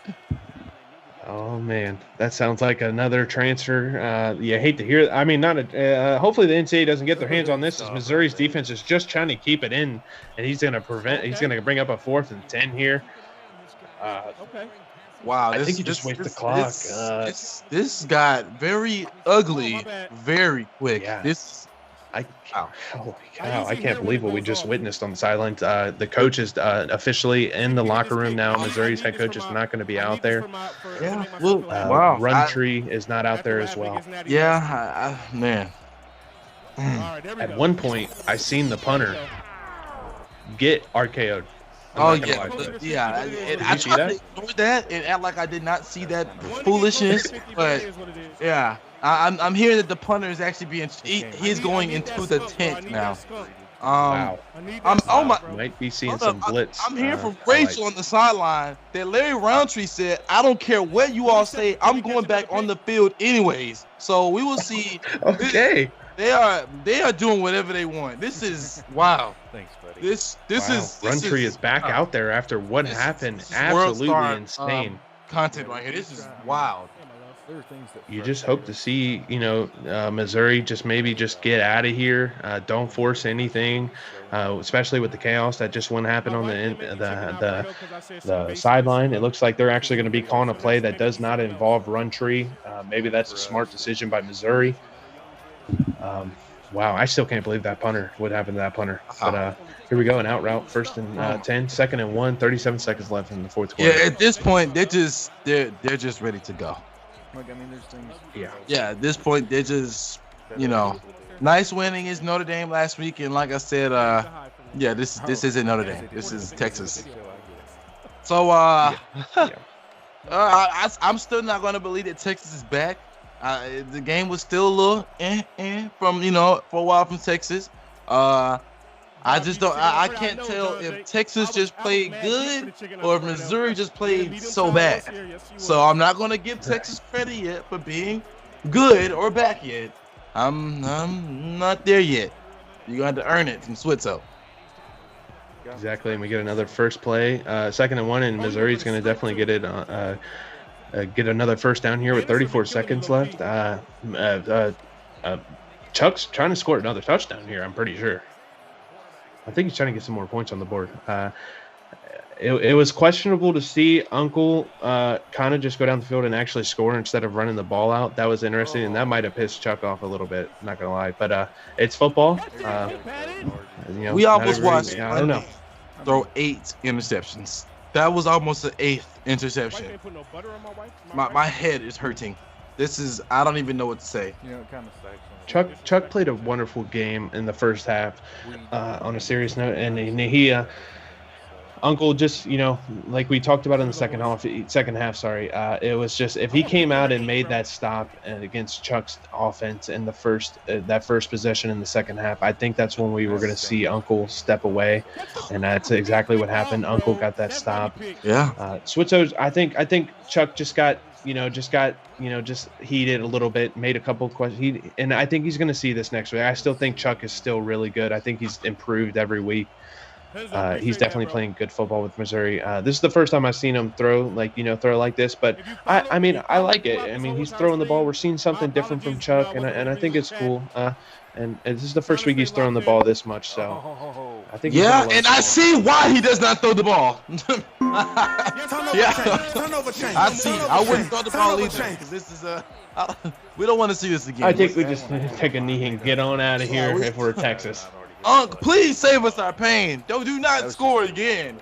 Oh my goodness. What is that? Uncle is actually not going to take a knee. I just heard that the coach, the offensive coordinator actually for Missouri just punched the bus driver because the bus driver said they need to go. This is very. I can't believe Texas is not kneeing this ball. This is wow. Wow. I can't believe Texas is not kneeing this. Wow. It's starting to get out of hand in this game. The sideline's crazy. The game's getting out of hand. Fights breaking down the sideline. Here we go. Texas is going to bust it out to the left side. Robbie Banks is still running like he's playing for the Heisman. We love you guys. I mean, we love everybody. And Uncle's played well today. His offense has really impressed me. He's capitalized off of this against Trevor. And here we go. That is officially going to end this game. Uncle, all I can say is he capitalized off the 8 interceptions that Chuck, and that's the thing of this game. Chuck threw 8 interceptions. Uncle capitalized on most of those interceptions, and it just kept putting Chuck behind.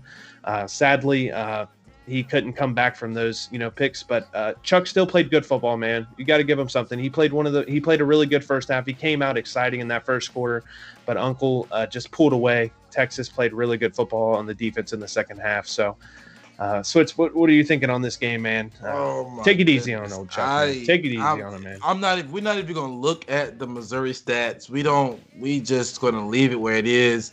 But like I said, I mean, it was an ugly game, but you live, you get a W, you live to fight another day. So exactly. As we got the winning coach in here, Uncle, how you feeling after the big win today? Are you surprised on what happened? Like Chuck, the 8 interceptions, what's going through your head right now?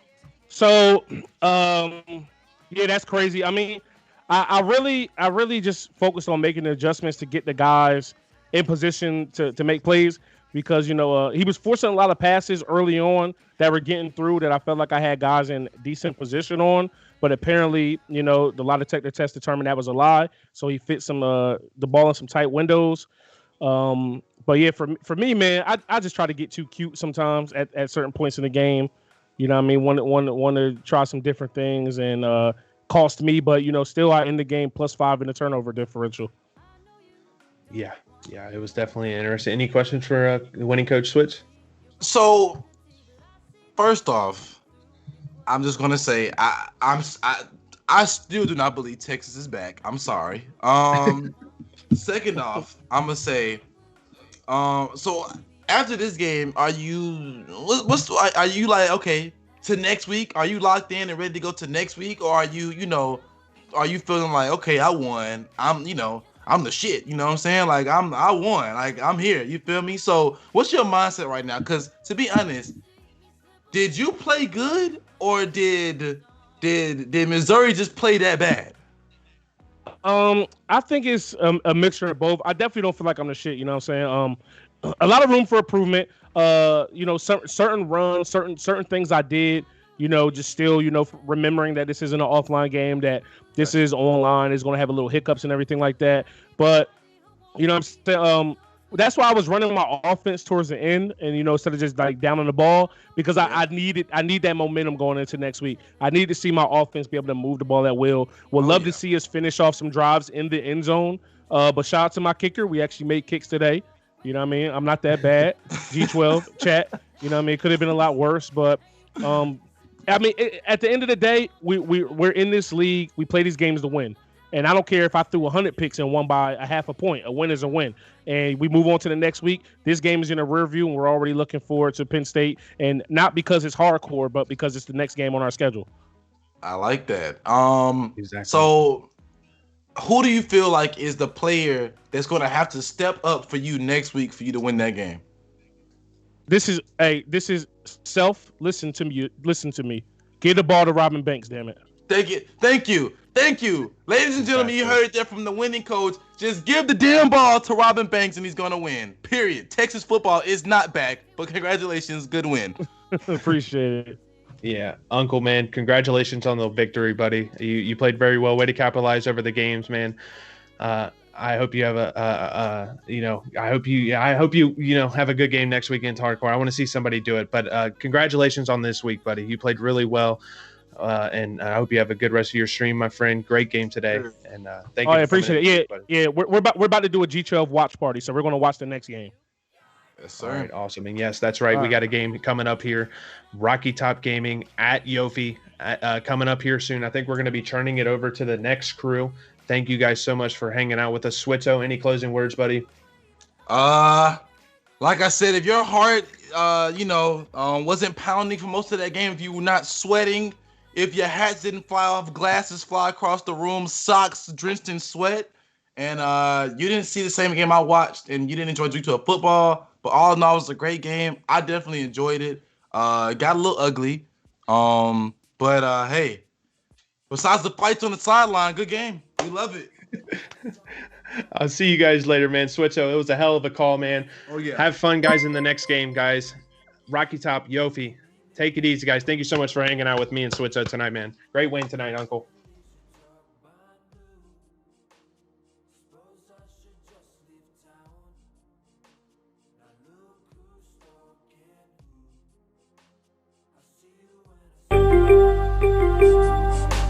I see you when it's overdue. Gonna make that my motto now. I said I'd never screw the crew, but I never felt so peaceful, baby. Now I got that ass to chew.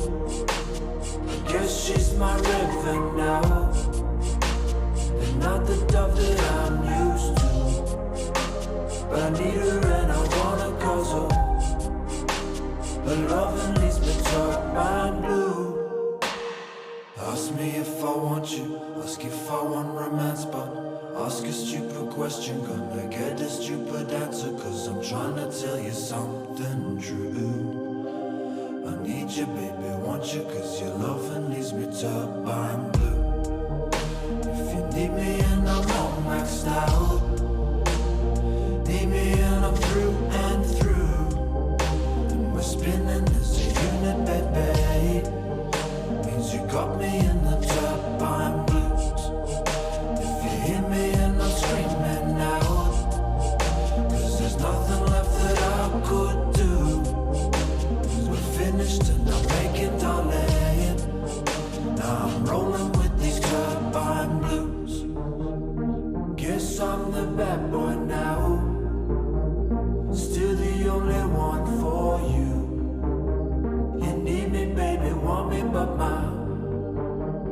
My loving leaves her turbine blue. I guess she's my river now, and not the dove that I'm used to. But I need her and I wanna love her. My loving leaves her turbine blue.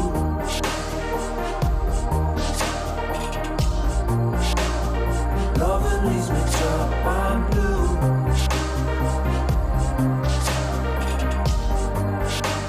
Your loving leaves me turbine blue.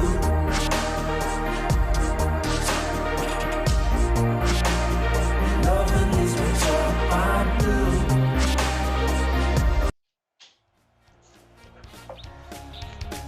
What is going on?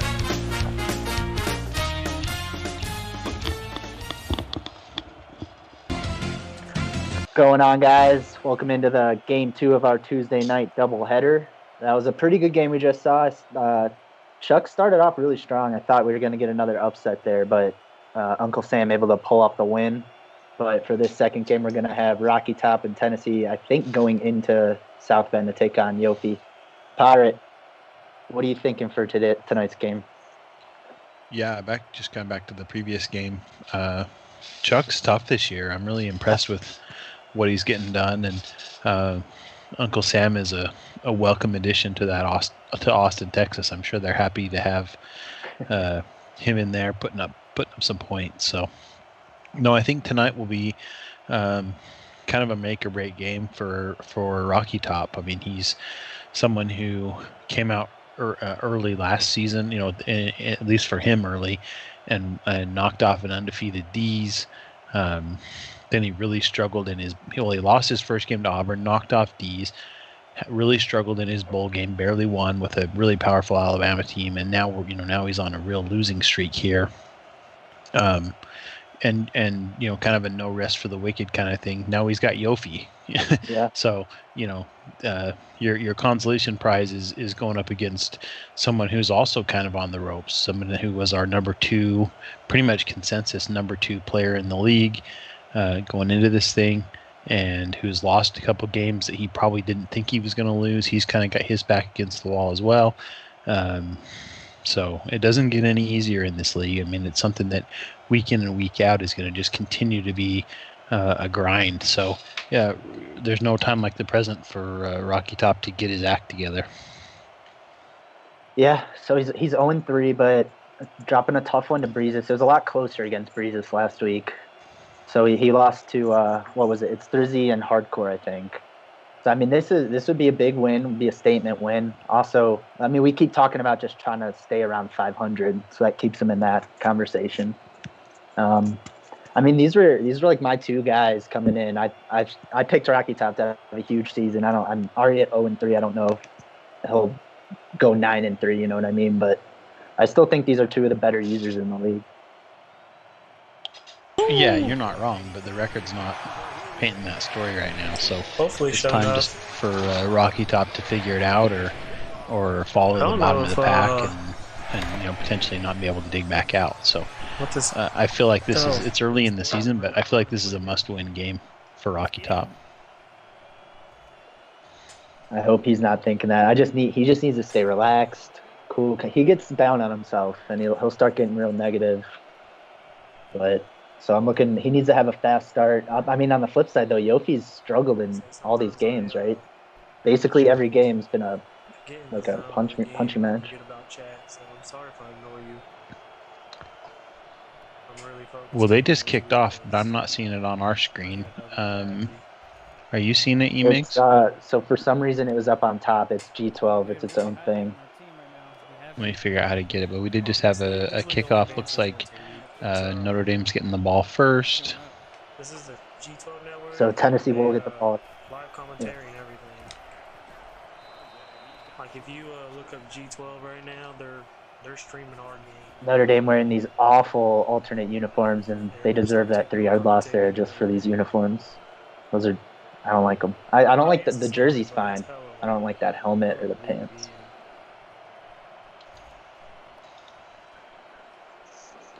All right, 2nd and 13. Yofi's just not looked dynamic on offense. It's just looked very straight up. He'll run it on first and second down, throw it when he has to. And teams have kind of been stepping up and forcing him into some not so good situations. Oops. All right, I'm really in trouble now. I just kicked Bert out of the call, so I'm gonna get fired. So, sorry about that, Bert. When you How are back in you here. allowed to do that? Yeah, I don't know. I don't know. I'm trying to get the screen so I can see it decent, and I just kicked Bert, so he's probably madder than a hornet. So let me stop worrying about that, and I'll just work through these technical difficulties on my own here. And Bert's gonna kick my ass, but we get a quick pass by Book out to the left. And he's already in a 4th and 1. I mean, he's already behind the chains here, and he does throw a lot of short stuff. I'm surprised he's not running the ball more. And so what do you do here? It's at your own 34, but 4th and 1. I mean, we've seen like Stoner will go for it on 4th and 7 at his own 34. So what are you doing? I punt, Okay. but I don't think either of these teams have the luxury of playing conservative today.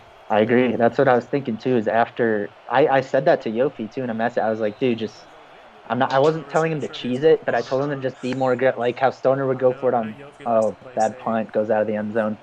But like just do more of that like gameplay. It's not, you know what I mean? Play it more like it's a video game. He'll stay in that pocket till the last second, whereas we see basically every other coach roll out right immediately, which it's kind of cheesy, but it works. Yeah. Yeah, Yofi, if anything, rolls left with that right-handed quarterback. So, just as an update to everyone, Bert has not rejoined, so we're running a crazy ship here. Is he back in? Yeah. I don't see him, so he's just gone from me, I guess. There he is. All right, Bert. Sorry I fired you there. and Rocky Top comes out with a read option and does not make a great read. Ends up getting a 1-yard loss. The read option is not something that works very well against Yofi. I think you can get away with a true option against Yofi. We've seen the computer have a ton of success with that. But this read option stuff is not the way to do it. Gets some motion here, and he's got a couple receivers open. He holds onto the ball a long time, ends up going into the flat. Had some deeper stuff open there, E-Migs. I'm not sure. Maybe he just didn't see it or it wasn't what he was looking for, but he's in a 3rd and 8. It looked like they kind of broke open a little late. Maybe there was too many guys back there. He just didn't want to risk the pick. Hottie Toddy says he's got Rocky Top by 14, and that the Yofi downside continues. I don't think that's going to be the case. I strongly disagree with your prediction there, Rocky. Your prediction there, Hottie Toddy, but I respect your right to be wrong. You see him here coming out 5 wide, empty. Ooh, and Yofi almost makes a pick there. Yep. You know, Emigs, you've been a big follower of Yofi's channel for a long time, and he does not play defense in his channel on his own offline dynasties unless it's like a big game. Do you think that hurts him here? I mean, he plays as many games as anybody, probably more games than anybody in this league, at least streaming wise. But he does not play defense. Do you think that hurts him here? I mean, it has to hurt just reps wise. You know, you're just a little more rusty than these other guys who are playing defense, even though it's against the CPU. But I mean, from my experience, I played him twice, and his defense shut me down both times. So I don't know what that says about me. Nice read option there. Right on cue, right? So D's just writes in the channel run triple option, and here we get it with a nice pickup. Yeah, everybody tail Hottie Toddy's picks. He's been killing it lately.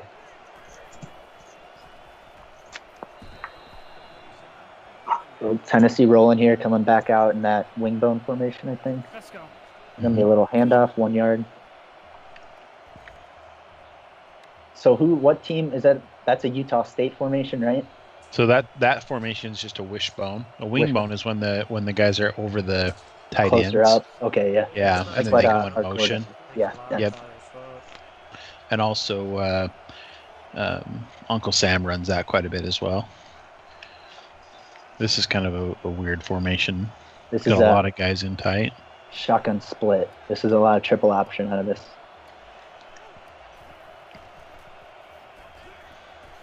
Yofi over adjust to the other side, and then we'll see if run right up the middle. Solid pickup on a 2nd and 9. That's usually in my mind a passing down, but a good tendency breaker there for Rocky Top to get this into a 3rd and manageable. Yeah, I feel like we're gonna have a really fast game. Both teams not running no huddle, and they're running the ball a lot. And they're not scoring. What just happened? Yofi should have had a pick. So it looked like Rocky Top let the computer run that play or something. He had the Amazon guy at his door or pizza or something, so he just let that one go on auto, and he doesn't know how close he came to throwing an interception in the flat there to Yofi.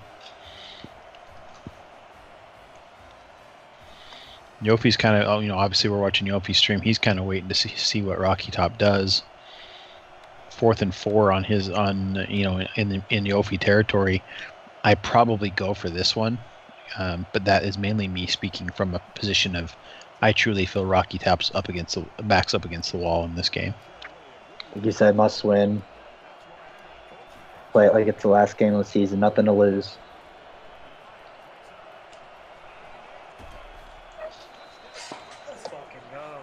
He's running a... Whoa, man. Oh. Wow, what a great catch. Oh, That's a big play. That's that speedy freshman, Jalen Hyatt. I think he's not high ratings-wise, but he's like a 98, 97 speed. So he likes using that guy. Kavik25, welcome in. Obviously, I saw you a minute ago, said that first time watching this. We're glad to have you. Thanks for the follow. Didn't want to answer your question over that touchdown play, but as the guys just mentioned, they don't actually get to they don't get to edit the players per se, but they do get to, as far as stats, but they can name them anything they want. So some of the players will be their actual name, some will be people from their chat or whatever they choose to name them. For example, we had a coach change on the Oklahoma State team, and the new coach chose to name the quarterback after the old coach. So we've had a couple things like that. And as Emigs just said in the channel, Yofi's choosing not to change his current roster, but he plans on naming some of his incoming players, which is a nod to what he does in his offline dynasties as well. I talked to him too. He's like, he just wanted to play with the Notre Dame guys. Like, he just wanted to use Ian Book. It's a very Yofi thing to do, right? Yeah. 1 yard pickup there. So Yofi, he went 3 and out on that first possession, right? I think.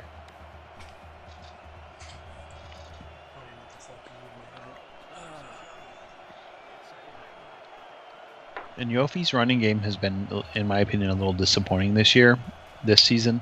I don't feel like he's using Ian Book as effectively as he did last year. Here we get a drop back. He's really not standing still in the pocket. Throws into a lot of volunteers and is able to pick up 17 yards. That was kind of a scary throw, but he does pick it up. And now here we go. He's going no huddle. There we go. Going to push the tempo a little bit. Yeah, mix it up, get a little aggressive. Maybe he sees a defense he likes that Rocky Top set in. Send that tight end out. It's going to be a play action. Book's got him on the out route. Nice pickup for 14. Do you stay no huddle and just keep pushing him? It doesn't look like he's going to, but once you go no huddle, are you the kind of guy that keeps pushing it as long as you're getting positive plays? And maybe that was just he really liked that formation. He wanted to run something again, but I like it because it just seems most of these coaches are making so many adjustments on defense. It throws their timing off, and maybe you can catch them in the middle of switching. So I like going no huddle. Well, he stands in the pocket forever. Wow. Still standing in the pocket, ends up almost throwing an interception. That was a bad play from start to finish. That was just a bunch of oofs. 2 missed sacks and an easy drop pick. You could tell up by his face he knows he dodged a bullet there. He got a little luck of the Irish there to not get a huge sack twice and not get a turnover. Yeah. And I feel like so far in all these games, it's felt like the CPU is just kind of helping out one user, though. That's what we're calling this luck or whatever you want to say, but Rocky Top's never been the beneficiary through his 3 games. He's just always, things like this are always happening to him. There's a drop. There you go. Yeah, that's good defense. So Yofi seems to be staying in the pocket okay. He does not letting Book get his feet planted, but he's not doing the traditional, roll to the right or roll to the left. But he is just kind of happy feeding there right in the pocket, and it still doesn't let the quarterback make great throws. They're still kind of throwing off their back foot if you don't let him get planted. So you're seeing that on a couple of these throws so far. The one worked in his favor, but these last two have been pretty scary. Here we get a read option, and he goes nowhere. I don't know about that call on 3rd and 10. I know he'll do those. Him and Hardcore will like running it on 3rd and long. I like that. It's just the read option. I maybe would have, I don't know, dive or something. Yeah, I guess the only way I feel like it's an okay call is if you know for sure you're going to go for it no matter what you're going to get. But even then, I still think you're better off taking a dive and getting 4 yards versus risking losing yards. And again, he's rolling to his left, and that's Yofi's downfall. And I call him out on it every chance I get. He loves to roll to the left, and he just can never plant his feet and make a throw. And I say that, and then Ian Book will do something here. You'll catch me. He'll prove me wrong here later in the game, and say that's why he always does it, because Ian Book makes magic happen. But it's a really bad tendency that Yofi shows a lot. If you can pressure Yofi and make him roll left, he will roll left and get himself in trouble. Little jet sweep action, and Yofi's right there on it. But and he makes the play. I thought Rocky Top was going to cheese that a little bit and work the angle, and just didn't quite work that way. That sounds good. Yeah, it looked like he had that edge there. He's going to be able to kind of just curve around like that. Like you said, it's kind of that weird animation. You can just run around him. But I'm curious to see here if Rocky Top's able to go up 14, if what we see out of Yofi, because he's 4-2, but he's been on a downward trajectory. Some play action. I call that play the Chuckleberry play. If you remember that, that tight end flag route. It looks like a post, but it's to the outside, so it's like a flag route is what we used to call it in high school. I don't know what they call it now, but yeah, that's the play Chuckleberry ran about 800 times against Stoner Gamer. Stoner Gamer v 1.0. Yeah, a whole different animal. Still a bear, but a different animal. Huge run here. Tennessee's going to get it in the end zone. Touchdown. Rocky Top. Ty Chandler. What a run. That was a huge run. And if you can bust runs up the middle, it reminds me of, I used to do a little bit of boxing, not a lot, but they used to always talk about it's like gut punches, right? Like if you're taking punches up the middle, and that's the kind of stuff you can't handle. Nobody likes getting hit in the stomach. You start lowering your gloves to protect your stomach, and then you catch one right in the chin. So if Yofi keeps giving up these big runs up the middle, he's going to start cheating to protect that, and then he's just going to get busted open to the outside or over the top. Yeah, and so Tennessee's up 14 now, and they are going to get the ball at half. So Rocky Top's looking good. It's early, but you're absolutely right. Yeah, Yofi's he's 2 possessions down now. If not, I guess he's he's 2 possessions down, right? They both had 2. Rocky Top scored on his. Yofi hasn't scored on his. And to your point, Rocky Top's got the extra one in the second half, so it's do or die time for Yofi. I feel bad for Yofi, ain't gonna lie. Oh, there you go. And you heard Rocky Top say he feels bad for Yofi on that one. Yeah, that should have been a catch, and Yofi actually did a decent job holding the book in the pocket. He's really good at staying in the pocket. It's almost like he stays in the pocket too much, though. Where in real life it would be amazing if a quarterback could do that, but in the game you almost have to kind of cheese it and just run outside, test the scramble while you're able to throw downfield. Nice play there. It's funny. I mean, that was kind of a weird play from the start. Rocky Top got great pressure, Emig style off that end, but then he just took a bad angle, ended up running right into like the guard for no good reason. He should have been right in the backfield, and then Yofi makes just a weird back foot throw and picks it up. Some more play action, another quick out. He's getting aggressive here. He is, and Kevin Austin breaks that tackle and he's gone. Right? I mean, Rocky Top's making the one-on-one tackles, and if he misses one of those, Yofi's going to make him pay. See, that's an area that play specifically. There's no reason to switch because the CPU is a foot. The CPU is not missing that tackle, but you can. Like there's certain ones where I know you're pulling your hair out, but I can kind of see what the user's thinking where you can catch up to him. But Yeah. that one, like, there's no reason to switch. The CPU will get that. Great stop by Rocky Top. And Yofi's run game is non-existent. That was my He's going to bad. get bailed out with a face mask here, and he accepts it. So, That's what I'm talking about. Here we go. DA Berg 7, sorry to disappoint you. I wish Switzel was here too. I'd be snuggling in my bed watching The Bachelor with my wife, but he it was a one and done tonight. So now you get the Pirate and Emig's on the call, and we're going to do our best to try to ease the pain of Switzel-less performance. Got the B squad. Ooh, B squad? More like lower, maybe upper tier, like C- squad. Yo, Tim,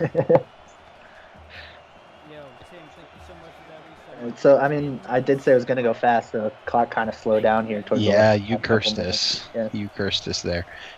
Big pickup, we kind of talked through it, but that was a good, decent read option play that got him down here to be first in goal. And there he goes with a counter. And Tripped over that guy. Yofi's got to stop running towards Rocky Top as a user. He's doing a great job with that defensive end. Reminds me of Sharpshooter towards the end of last season when he really kind of fell into playing that defensive end. Yofi has either ran right at him and got stuffed, or tried to run up the middle and Rocky Top's made a play. Here we get a good look at the stats. Yofi has not looked good on third down. You can see here he's showing us 0 for 2, 0 for 1 on fourth down. Failed to convert in the red zone. So a lot of problems for Yofi here, and he's getting killed on time of possession. So. Yeah, and you were talking about him running towards the user. I've been noticing him do some weird things with his running backs, Yofi, where like last week specifically, I feel like he's just getting too in his head or overthinking it. He had like a wide open hole right, and he just for some reason cuts it left and gets tackled by 3 guys. Like it looked like a CPU weird error. He took a dive. Like yeah, I wonder yeah, if somebody's paying Yofi off this year to just take a dive. Someone's making money in the bets. Did you see, off topic a little bit, did you see Jose Canseco fight that kid from Barstool? That's a joke. I'm so happy I didn't pay for that. Yeah. Like he just fell over and said my shoulder hurts. Yeah. Ian Book runs up the middle, and this is what I've been waiting for. Ooh, nice Ian touch. Book is a threat, is a weapon, and I used to be on Yofi all the time for running him too much, and now he's just not using him enough. So great work right up the gut. Good job with the dive there. You got to be careful on those because when you dive with the quarterback, they like have literal butterfingers, so they love dropping those. A lot of fumbles. Yeah. You know what's funny? I've played this game a long time, and somebody in the chat is I'm sure I'll hear about this in the future, but I've never figured out how to slide. Double tap X. You have to let off turbo and then double tap X. And what's X? The left, like the left button, the west button. So the same one you would dive with? Yeah. Okay, so that's so square. Sometimes he'll dive, and it's weird. Sometimes he'll dive. I don't know if it has to do with like fatigue or it's just a weird thing. Timing maybe. Yeah, sliding obviously is the safe answer, but I've never figured out how to do it. So it's a double tap. So Yep. I think you have to let off turbo too. Gotcha. That may save me. Hotty Toddy says square on the PlayStation. I appreciate that. Hotty Toddy, get your game in our dynasty, my man. Gotta keep this thing moving along. Rocky Top comes out in a Wildcat, and it finally worked. This is Hyatt. That's Hyatt again. He's pumped. It looks like he looked like he was in fast forward. That play looks like it is in fast forward. Wow, Yofi is shell shocked. He finally gets something going, and we're talking one play in, and Rocky Top takes it to the house. That was a play. It's been huge today. He's been trying to get that Wildcat going. He's trying to get Hyatt the ball as much as he can with that speed, and we're gonna get to see him for like 4 years. Yeah, and it looks like we're getting a couple more coaches in the chat. Hardcore says that dude is fast. That is right. That was Nike Jordan fast right there. That was something. Uncle Sam's Reject making an appearance after a big win. welcome in. And you're right, Rocky Top is feeling it. He's had a rough season so far, and hopefully he can start winning again starting next week, because I picked him to lose this game, so I can't. It's more important that I make my prediction than he gets his confidence back. I forget who I picked. I don't remember. You probably picked Rocky Top. I don't remember either. I think you've been high on Rocky Top, so I wouldn't be surprised. I mean, it's like Yofi got me into NCAA Twitch, so Yofi's my guy. He's been struggling lately, as we can see here. Wow. Yeah, he should just throw the run play to whatever. He should color code his playbook. Whatever pages have runs on them, he should just throw them out. Because Rocky Top is shutting him down. Yeah, and I think that's one cool thing about this league, especially with the way that it's kind of adjusted. It didn't start out that way, but we're both big fans of Yofi, and the people that are commentating or making the picks, or some of the kind of non-coach talent in the league, if you will. Talent is I'm using the loosest possible version of talent, but we're willing to. We're not playing favorites. We're picking the guys we like, and based on what we see on the field. That was a hit. Yeah, that was a hit. I'm sorry for talking through it, but that was impressive. And now here we go again. Yofi's getting ready to punt. So Hottie Toddy's pick of 14 points isn't going to be enough soon. And I get like a 4th and 5. I really would have thought about punting there, but because he punted on that earlier 4th and 1, I know it's from his own 35. In real life, you don't want your team to go for that, but I think he needs to start getting more aggressive here. That was a good punt, though. He flipped a lot of field position. He's got him clear back to the 25. Welcome in. Greetings, D-Bog. Good to see you guys.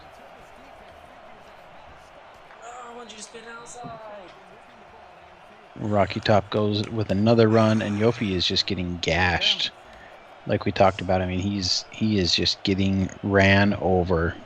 Rocky Top's well over 100 yards, probably be close to 200 yards rushing in this first half by the time it's over with.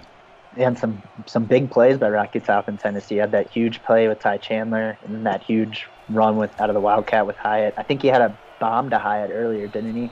Yes, he did. I think Hyatt scored the touchdown on the 4th and 7 or something too. It was huge. And big stop, picking up 2 or 3 yards here and there. Yofi's got players and has got plays and has shown us, if you've watched Yofi, he can go over the top. He can make up this 14 points, but not the way he's doing it right now, that's for sure. He's putting a lot of guys in the box. Obviously, he's pretty confident in a run play here. And nice pickup there. I know Hardcore's in here, so he'll love me saying this, but so if I'm Rocky Top here, I would set it to aggressive and go no huddle to try to guarantee you can get that ball back. Try to get 2 here at the end of the half. Yep. That's you and me's favorite part of this game is how these teams choose to handle these last usually 3 minutes, but 4 minutes. Do they try to eat it all? Do they try to get a 2-for-1? How do they play this? Especially if they're getting the ball back like Rocky Top is. Yeah, it's a real chance to just step on their throat, and close out the game in the third. Yofi played that read option well. He's played the read option well. The one long run was out of the Wildcat. It wasn't really a read option. It was just a true keeper. Rocky Top's using here we go. That's the same play he ran earlier. He had trouble making good reads on, and Yofi makes him pay. Picks up a big sack. Rocky Top's using a lot of motion, which I like to see. A lot of his plays have players coming in motion. I think that's really helpful to be able to kind of see what the defense is doing. Yeah, 3rd and 21. Let's see if he's 5 wide. He's probably going to try to pick it up, or at least try to get into striking distance. Sure. Touchdown! Wow. Jalen Hyatt. Nutty. He's got a cheat code over there on that receiver. Wow. He had 10 yards on him. Absolutely burned. And that's just that was user against or CPU. He just burned him. Well, Rocky Top's putting a lot of stuff on film here that he's going to he's people are going to be hopefully prepared for it in the future. But keep in mind he's already played hardcore. He's already this is Yofi. He's already put some of the big names behind him. He may be really ready to turn this thing around. Yeah, this might have been what he needed too. Like he's going up against another really good user, like we said. One of them probably would be in both of our top 3 or 4. I don't know about this point, but this is what he needs. Might be what he needs to build his confidence back up here, sitting at 0-3. Hottie Toddy says he doesn't know what's happened to Yofi. He's absolutely lost his touch. I don't disagree with you. I think maybe what we saw out of Yofi and what we need to keep in mind is that Yofi plays a lot of CPU games. No disrespect to Emigs, but Emigs had never played any online games either when he played Yofi. So, Yofi played hardcore, got beat pretty handily last year. His other game was against Ravens fan, who wasn't great. He didn't play a lot of user games. His only real user games were against Emigs twice, who hadn't played a lot of user games either to that point. So now that it's a week in, week out thing, maybe Yofi isn't as good as we thought he was. I know he's mentioned before he's played in a ton of online Dynasty. Like he was in 10 at one point, but I don't know how long ago that was. Sure. And was that with a bunch of people watching? And there's a lot of other factors. Yep. Wow. Here we go. That's a big answer. 73-yard touchdown, Kyron Williams. So it's not over yet. That was a big answer. That was just a couple of plays, and he's putting it back up. So there he was, rolling right, hanging in that pocket, able to break off the tackler in the backfield. And if you're able to find that time where the wide receivers are breaking off their routes, the defensive backs won't hang with them if you're able to get enough time. Great play. Yeah, that's true in real life too, right? Like yeah. Once the play breaks down, your defenders are at a big disadvantage. And it just becomes backyard football guys breaking off routes. And with a guy like Book, it's easy. So 3 minutes here. I'm hardcore. I'm killing this clock. I'm taking it in the halftime, getting the ball to start the third. This game is not going to go that way. I wouldn't be surprised if Rocky Top goes over the top on him again right here. Maybe try it. Him right in the mouth. Hardcore says, we truly didn't know anything before this season, and I think that's accurate. I mean, last year was a great trial run. If more than anything, I think it was good for us to get the production value set up and get the just get in the routine and build up a base. But this season has doubled, tripled, quadrupled my expectations and my satisfaction with this league. I'm blown away with what I shouldn't even say we. I'm blown away with what the commissioner and the coaches have put together in this league. Yeah, it's a lot. It's so much fun too. I always have a blast calling these games. Chuckleberry, thanks for dropping by. I missed your game earlier. I'll catch the VOD, but Rocky Top's been paying some homage to you a little bit. He's ran the Chuckleberry play a couple times, that play action post.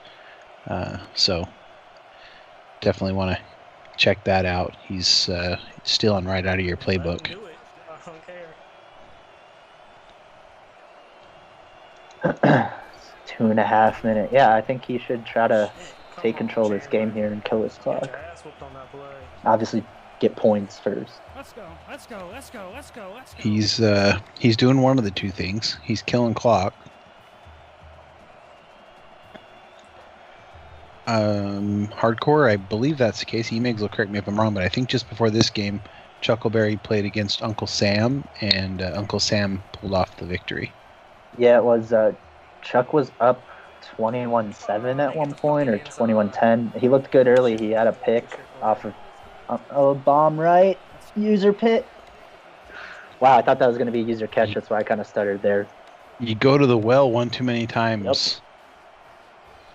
That one was forced. I mean, these other ones, he's been 10 yards behind the corner, right? I mean, that one, potentially he had the lead, but the quarterback just didn't have the arm for it, or, something went wrong there. But Yofi's a good enough player. You can't run the same play on him over and over, so got to be careful with that. And we've been seeing it, too, with these. I don't know if you've noticed that the coaching adjustments since he's hit those 2 bombs is he's going to give his guy space, and then you see Rocky Top make an adjustment probably for curls or outs. So then Yofi brings his guys back, and they just keep doing it until someone snaps it. Yeah, they're definitely have a chess match going here. And Yofi comes out running the ball with under 2 minutes left. Again, he's running the ball. So I'm not sure what his game plan is. Obviously, he knows he's not getting the ball back. He's probably trying to make sure he gets the last possession. Yep.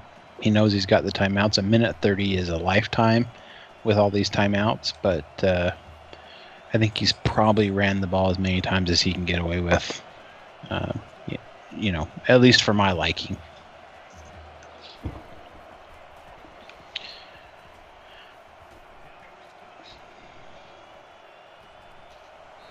Here we get Book again. He does roll to the right, which is a much better look for him.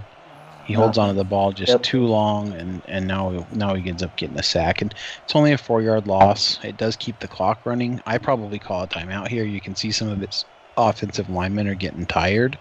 But Book's not tired, and that's really all that matters. As long as Book and the receivers are in good shape, he's all right.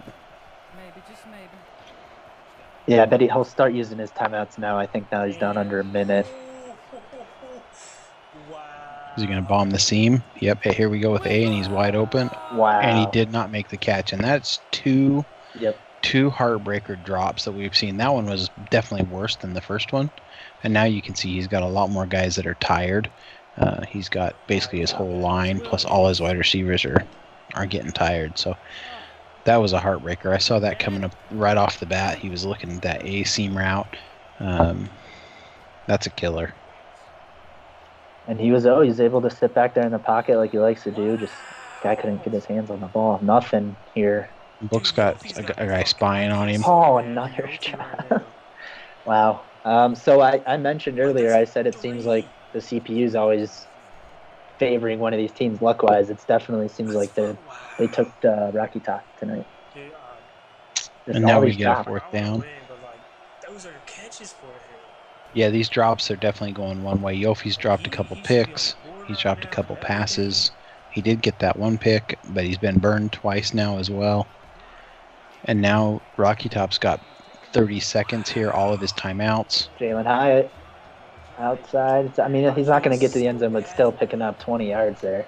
Nice return. He's got 30 seconds from midfield. That's a lifetime. 3 timeouts, yeah. You only need to get to, I think it's basically the 35, the way these kickers are, which I'm going to keep lobbying, guys. We need to reduce some of the kicking sliders. No Uncle disrespect, Sam's reject would disagree with you well, about that. And I was just going to say to Stoner Gamer hitting that last-second field goal, but that's the thing is, like, I feel like if you get to the 30, 35, basically, unless you're bad at kicking, you're going to make it, which I think it should have something to do with your kicker ratings. Sure. Did you see that play there? So Rocky Top had a nice run, picked up basically 9, and ended up getting called for a clip. So there's been 2 big 15-yard penalties in the game so far, and both of them have gone Yofi's way, a clip and a face mask. So welcome in. Are you taking the penalties or those drops? You want those drops back, right? You want those drops back, yeah, for sure. And he's got all day. Is he going to throw it? Yep. Nice play. Now he's in field goal range, so he's going to use a timeout. He's still got plenty of time. We get a replay here. So he uses more motion. He's really kind of high-low on him here. He's got a couple guys short. He gets tremendous time. And unlike, Yofi had a similar play where he rolled to the right and then ended up just running out of time, ended up getting sacked. It's felt like Rocky Top's guys kept moving, and Yofi's guys were kind of standing still. Book was just kind of standing still. Nothing was really happening. So Rocky Top's play design was a little better. Here we get a read option. He doesn't pick up as much as he probably should have. That probably was not worth the 3 yards for the timeout that it cost him. No, I would have liked here just taking 2 shots to the end zone. Or, I mean, I don't know how many. But 3, 4, yeah, something. Yeah. Unless he was trying to center it, maybe. Uncle Sam says he proves he can actually kick today. So, I missed it, but based on a 43-point outing, the one thing I had heard about this is that possibly Texas had some sort of bug in the game where they weren't allowed to score offensive touchdowns. You've proven that's not the case, Uncle Sam. So that was good. Rocky 5 wide here. Trying that right side. He's going to score again. Oh, Delish Jones. He's going to score again. He's got maybe 1 or 2 shots here. Probably quick pass slants right here. Should take 3 or 4 seconds off. Maybe just 1 shot. Good shit. I was looking for the slant. And we get a rollout, and he gets sacked. So he's still got 4 seconds. He burns that last time out. He's got 1 last shot. I think you kick the field goal here. Yeah, for sure. You get the ball back. It puts you up 3 possessions.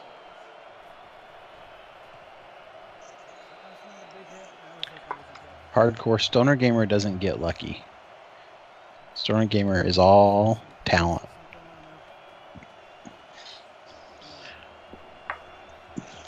Well, 1 second left.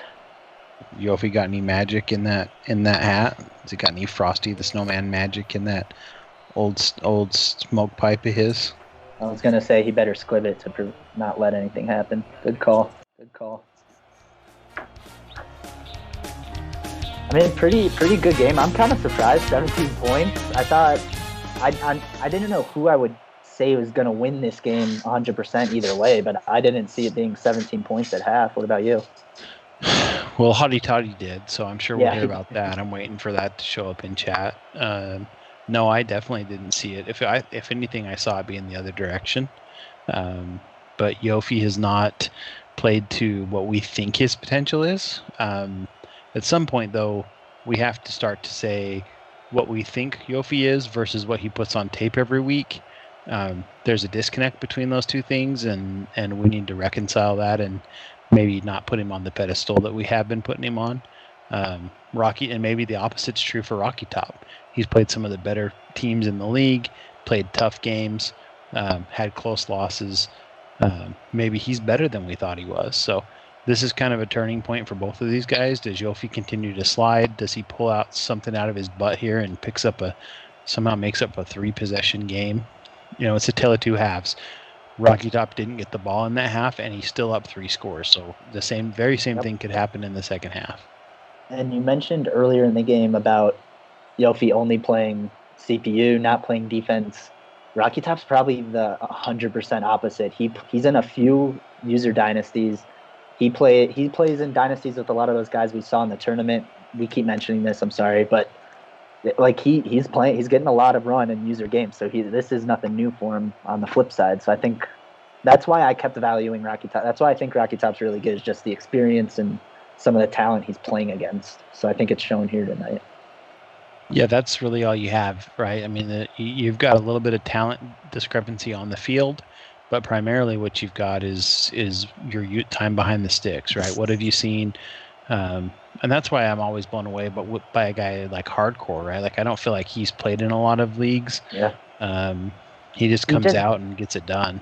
Apparently he can correct me, I think he said he just started playing the game like a year ago, which made me feel really sad. He started playing, I think he started streaming a year ago. Oh, okay. That might be but I don't know if he had picked it back up or what the situation is. But I think that's the case for a lot of people. Kind of COVID brought everybody back together. A lot of people, shout out to Coach Doug's. I wish he'd make a comeback. Get this, I think when this whole NCAA Twitch community is I was gonna say better, but I don't know if it's better because you get a lot of poopy stinks and those kind of guys that show up, but the numbers are at least a lot higher. Having something like the G12, if Coach Doug's is around right now and somehow rated G12, man, our numbers would blow up and never come back down. So that's what brought me into this community was watching Coach Doug's, and then he rated Yofi. That's how I found Yofi, and then just kind of went from there. So definitely it's been a rough year for all of us with COVID, and the threat of not having sports was real. That was no joke there for a little while. So this has been a tremendous escape for a lot of us, and glad to see the new blood coming in, right? I thought I didn't think we'd have anywhere near as much turnover from season 1 to season 2 as we've had. I thought we'd have some, but man, I mean, we've only got, I don't know, I guess coaches we're basically 50% new coaches. Baker, Yofi, Hardcore, D's Chuck. D's Chuck. Is that it? I feel like that's it. So, I mean, we're more than half. Less than half. Rocky Top was technically in for a couple games, but he's just really a returned new this. coach as well. I think he returned this. Oh, that was close. I think Jalen Hyatt is not going to have much competition for the Twitter Player of the Week. Yep. And I know it's just because his cam is a little bit ahead of us, so I keep trying to guess what's happening based on his reaction. That's funny. Well, and he can really put the game away here, right? If he can score here, I feel like that's probably an insurmountable lead. Four possessions is more than you're going to be able to make up. Yeah. But if Yofi can make something happen here quick, that'd be good. And here we go. Yeah, Rocky Top continues to, and that's a hard one because it's so quick. But Rocky Top's not making great reads on these option plays. He continues. Yofi is cheating to the quarterback, and Rocky Top continues to not hand off the ball. That's 3 or 4 times when the dive would have been there, and he didn't give him the ball. And I'm sure Yofi did. I always, especially in user games, I'm setting that option defense to aggressive on the QB. It just seems like you're getting killed more than likely with the quarterback taking off, it feels like. For sure. Yeah, I can control the running back. My tendency as a user is to go after the running back, so I'll let the rest of my team worry about the quarterback, and I'll go get the running back. And Yofi tries to make a user play and ends up in a bad position, and Hyatt's going to score again. Is that wow? 72. This dude has like 300 yards. And that's on Yofi. I mean, that's on Yofi. I mean, that was not that great of a play. The CPU defender potentially could have even made a play on that ball. Yofi does a user switch and ends up getting burned. So I know everybody wants to do that, and I know it's kind of my thing to hammer on people for this, but just go ahead and let the CPU make the play. You're great players, but sometimes when you make that switch, that little bit of lag, especially in an online game, is enough to really put yourself in a bad position. I know we're all trying to get on Sports Center. We all want to make the user highlight, but... And that guy, he's a true freshman, just let me say. I think he's only a 78 overall or something, so that's just pure speed doing all that work. Yeah, that was crazy. And Yofi's sweating now. He knows what we know. He's down 24 points. Now that score was at least very fast. So it's almost like Yofi got the ball to start the second half. Down 4 possessions. Yeah, he basically is going to need to get 3 touchdowns, 3 2-point conversions while pitching a shutout.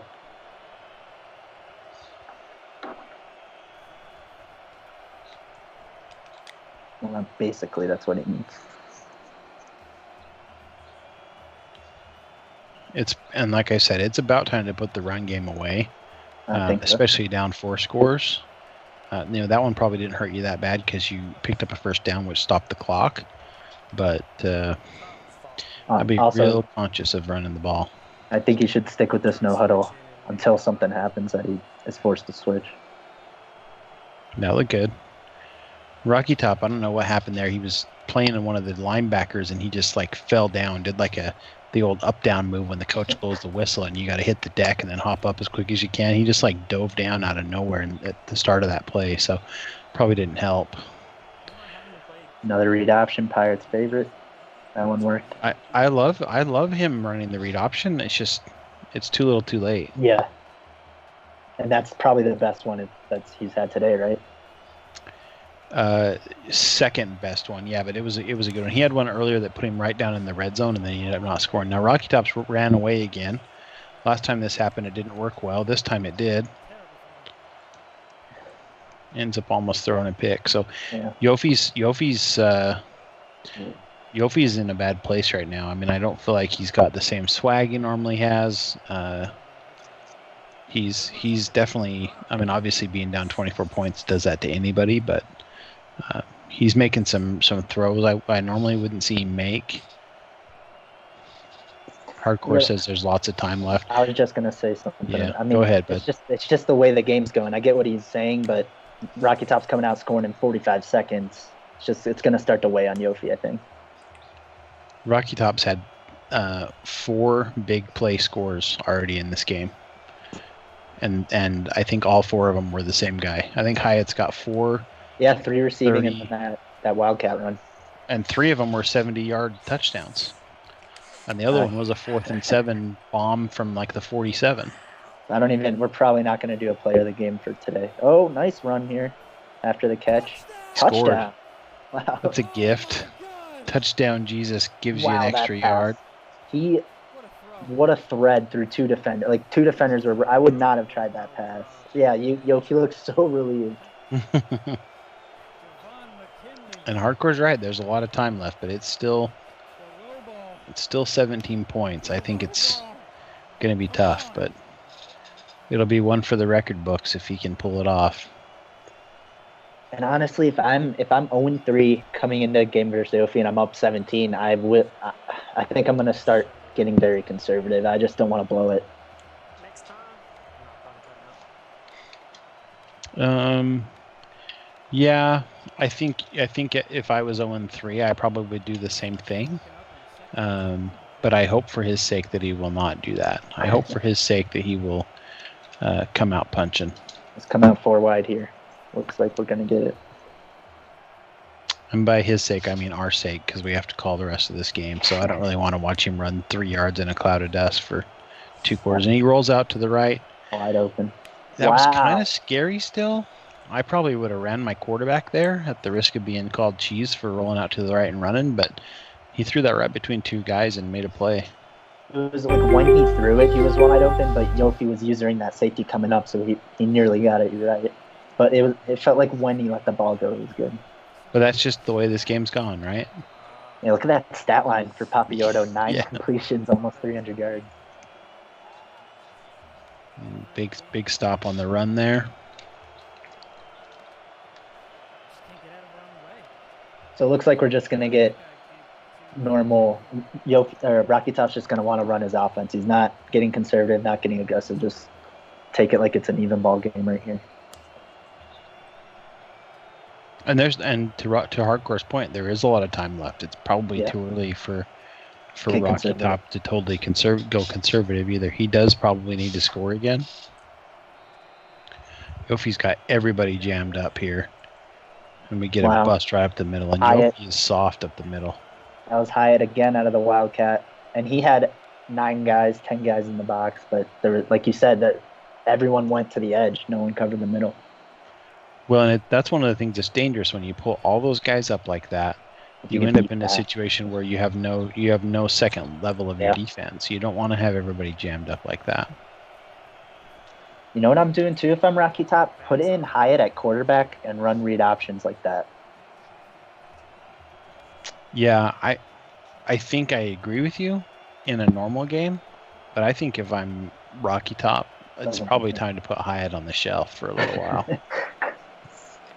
Well, I'm curious to see what Hardcore thinks about that, since we've been on him about that for 2 seasons now, about putting guys away. Yeah. But Hyatt's got 300-something yards of offense at this point. He's probably done enough. You got a decent lead here. Do you risk any kind of injury and keep getting him the ball, or do you just kind of run your offense without him and see how things go? I feel like one more score probably does it, right? If he scores a touchdown here. And the only reason I really said that is because I was playing NCAA the other day and my quarterback got hurt and my backup was a running back and I was just killing it running read out. It was just working really well, just running read option with the running back. He's forcing the ball to Hyatt there. Yeah, I mean, that was risky. I saw Hyatt was in the slot and I was wondering to myself, what kind of route is Hyatt going to run?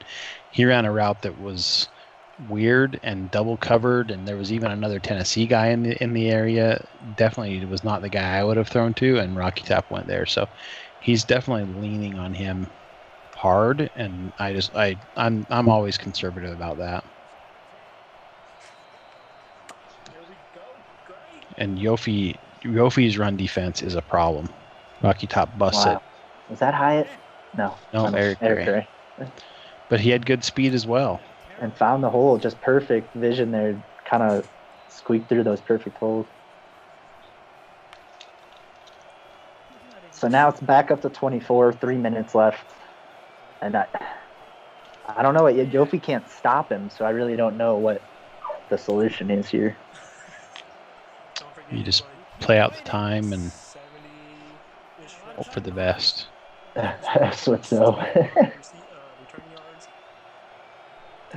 This is the G12, baby. This is what happens. No one is safe. I wouldn't say Rocky Top winning's an upset. The score is an upset for me. Just 24 points, and there's plenty of time left here. And I could see it even getting worse here. He's still going, running it up the middle. Well, and I wonder if he's almost put up the white flag and said, "We're gonna try to run this clock out." And props to Rocky Top, at least a little bit. He still tried to score, but he did it a little more conservative. He didn't really throw the ball. He did throw it, but it was little short stuff. He's not trying to run up the score. He just can't get lucky at all. Yeah. Yofi knows he's beat. Like stuff like that. Like that guy had no one around him, but for some reason that quarterback's going to throw the ball fading to the sideline and give him no chance to catch it in bounds. Or he caught it in bounds, but nowhere to move with it.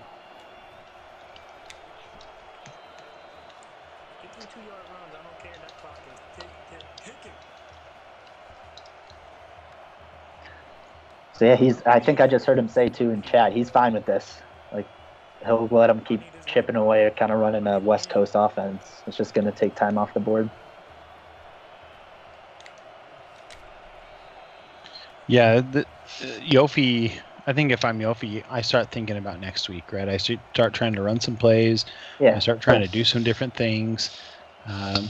You just start trying to find something that works. Yofi's going to fall to 4-3. Keep in mind, Yofi's played, I think, every week so far. I think we're on week 7, and this is his 7th game, so he has not had a bye week yet. He's due for one. Hopefully, he can, charge his batteries a little bit and turn things around. Even at 4-3, he's still probably in first place in the league. Yep. He still controls his own destiny. I mean, there's a lot of good things going for him still. So yeah, you mentioned he's played all 7 weeks. He has Rocky this week, and then D's next week. But then he gets a nice 3-week bye. That's not great either. Yeah, because then if he like that, then that D's game becomes absolutely must win for him, right? You don't want to go into a 3-week bye 4-4, coming on 3 straight losses. On a 3-game skid. Yeah. And it's not even. So let me see. That Texas game was against Fantasy, and he beat Fantasy, but that was like we kept saying that was like almost the best game Fantasy's played. It was close for 4 quarters, and Yofi barely won. And does he even beat Uncle? Does he even beat? That's Uncle Sam, right? Yeah, I mean, well, the way he's been playing with Texas, you would say no with how close that was, right? Sure. Yeah, fair at least. Fumble, and Rocky Top's dancing. There you go. That might shut the door tonight. Down 24, a minute and a half left. That's a backbreaker. But it's expected at this point, right? It's just been one of those games. So we've seen a lot of drops by Yofi. He's had, like you mentioned, those 2 15-yard penalties, but that's just situational luck, really not helping in the long run. He's been dropping passes, dropping picks, fumbling the ball. No one covering Papayordo here on the read option. Missing tackles. Papayordo to the 20, to the 10. Can he get in? Touchdown as he hurdles in. 77, so that's 5th 70-plus yard play. I think it's the 4th over 70, the 5th over 40. Wow. And the 6th over like 35. Welcome back, Rocky Top. This is a coming out party for these boys from Knoxville, coming into South Bend, putting up a 50 burger. I'm happy for Rocky Top. He was, like I mentioned, he was my guy preseason. Things obviously weren't working out, but now he's not looking. I'm not wanting to play Rocky Top right now.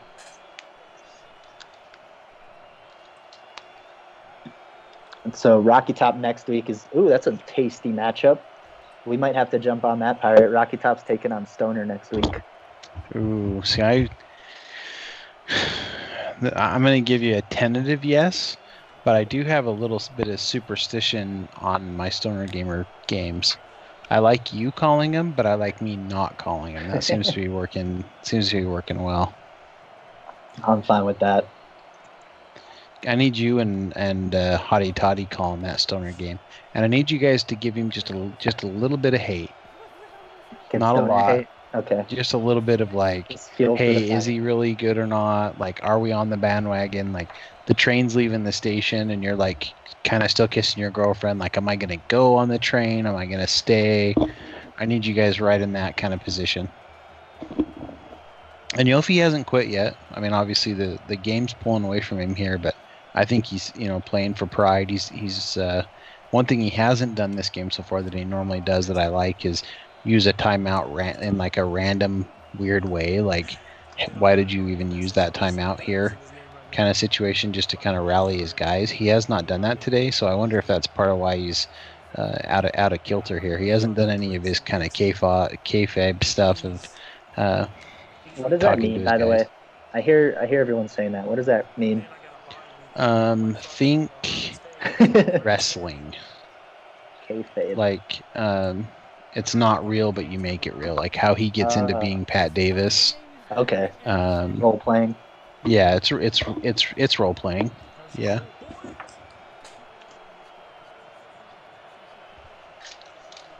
Wow, big sack here.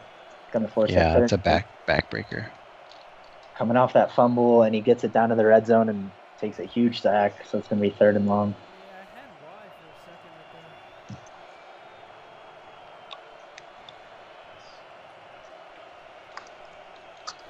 I know who's Dark Devil. You want to know who's going to beat Hardcore?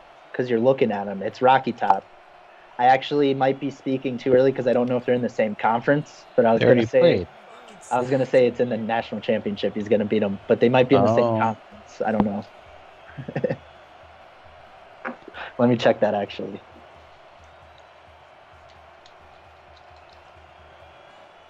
They are in separate conferences. That's your call, huh? I don't know. I mean, that's probably a long shot at this point. So yeah, okay, let's do that then. So we got Rocky, or I honestly forget. I think Hardcore's in the Big Ten. So we're probably at this point assuming Hardcore wins the Big Ten. Who would you take right now to the SEC? It's Thrizzy, Uncle Sam, Rocky Top, Kaz, Baker, and Yofi.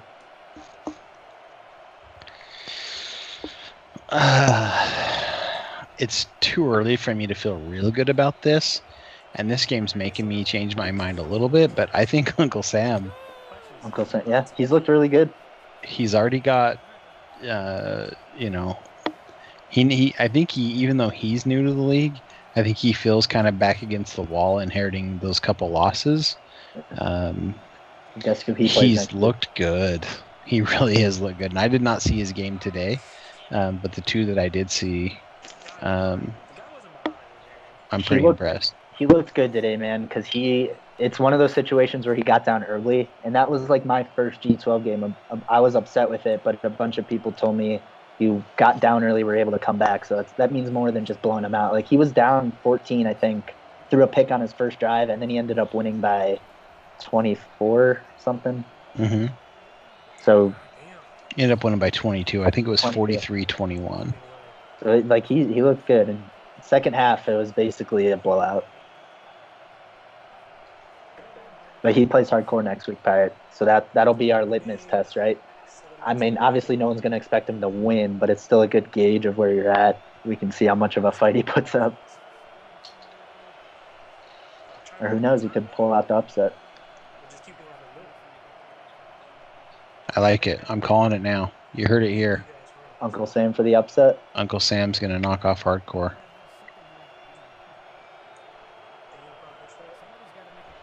I feel like if I'm Rocky Top, I'm getting nervous here with the pauses. I just want this game to end. I don't want anything wonky to happen. Yeah, you get some disconnect or some nonsense. Yep. No time for that. So you're watching The Bachelor?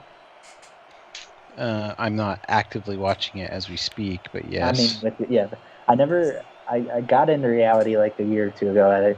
I haven't gotten into The Bachelor yet. Oh, real good,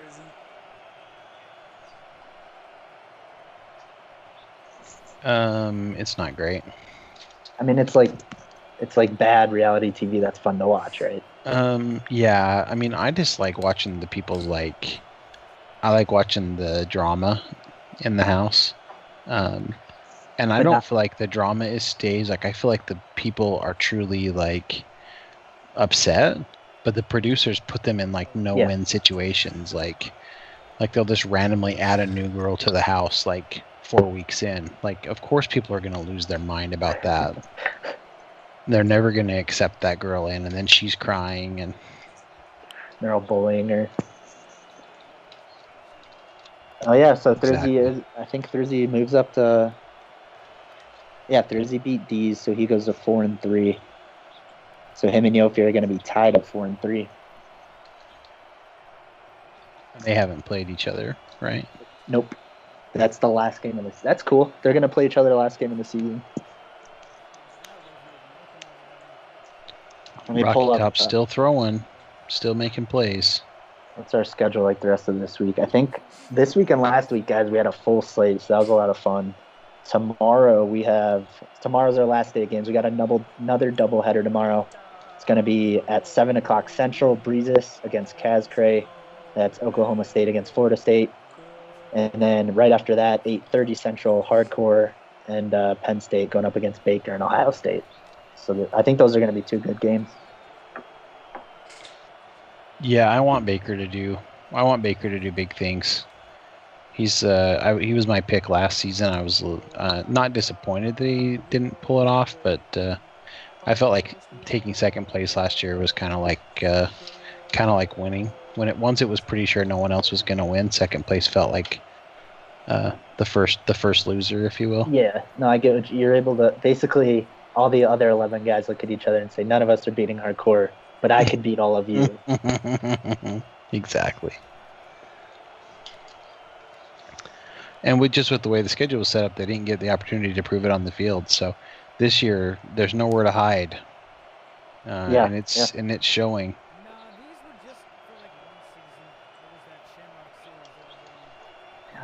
So this was Highlights coming out party. This was Coach Rocky Top's coming out party. Big game. I'm happy for him. And another huge play here. Oh! Wow. Hit him with a whoop. Didn't get any yards, but that was cool. Still, just a little jab. Yofi's smiling at that one. That was nice. So, I mean, Rocky Top's starting to feel himself. They're just getting a little cockier with the sticks. And Thrizzy, yeah, I mean, just back to your point, and Thrizzy's commenting on it in chat as well. After what I felt was a pretty rough start, losing to Mac on a heartbreaker, losing to Stoner on a heartbreaker, and those were luckily out of conference games. But I was selling. I was paper hands on Thrizzy for sure. I was getting out of the Thrizzy business, and probably sold a little too early. He's I could just tell, like you mentioned, those games were so close, and they were like little freak occurrences. So I could just tell he was good. He knew what he was doing. Nice touchdown there. I also just I keep saying this to Thursday too. He just seems to know exactly what he's doing with his playbook. He said he only runs like 5 formations really. So he just knows exactly where and when he wants to run, what he wants to run. And I like what he does. He has a lot of that pre-snap motion stuff. I like it. Yeah, I'm a huge fan of pre-snap motion. Yeah. So that's going to put him about 31, 59-28. Rocky Top, you'll always be home, sweet home. Don't do that to the good folks.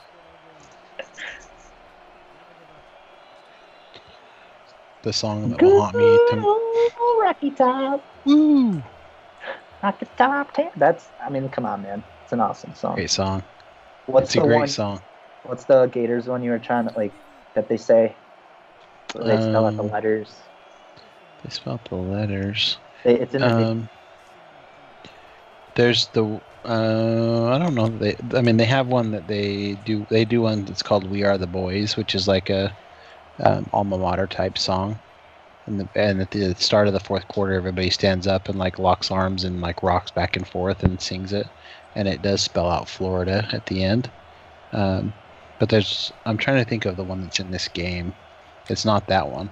You tell because I was like I have no idea what they're saying, and then you said it. I don't remember. I'll have to look. Yofi tries to mirror the step, and he should have just kept running. He probably would have scored if he would have just kept running. It threw him off because Rocky Top missed that tackle. He thought he was going to be there. Just classic game. The way this game's gone, right? That was perfect. Yeah. I got a non-football Twitch for you to check out today, Migs. I need your feedback on it. I'm going to send it to you here in just a second. Okay. It's called the Fantastic Plastics. It's my new addiction. If I'm not watching football Twitch or girls in plastic hot tub Twitch or EverQuest Twitch, I'm watching these guys. You'll have to check that out later. It's a quirky little show. 3 minutes left. 3 minutes for the rest of our lives here in South Bend. Ian Book comes out. Oh, and I thought Rocky Top might close the gap there. It felt like he almost let off. Like maybe he could have closed the gap. Everything kind of felt like it was in slow motion there, but Rocky Top made the stop. Oh, nice ball. Behind. Fantastic Plastics, huh? I saw my buddy sent me a funny video today that I guess like the Pokemon world is freaking out because of Logan Paul has just been buying all the Pokemon cards. He's like fucking over everyone. Really? He drove up the price for a first edition box from like $200,000 to $450,000 because he was buying them. We get Yofi does his classic rollout to the left with Book and punches it in. So I feel like he's ran with Book in approximately the right amount. It's felt good in this game. Just so many other things going wrong. And really, I feel like the turning point in this game, even though it was a little out of hand already, was that deep bomb he had right up the middle in the seam, and that guy missed that play. If he could have scored on that drive, it would have been a one-possession game before halftime. I'm trying to think what he could have done. And, I mean, did Rocky Top had an interception? Other than the interception, did he punt at all?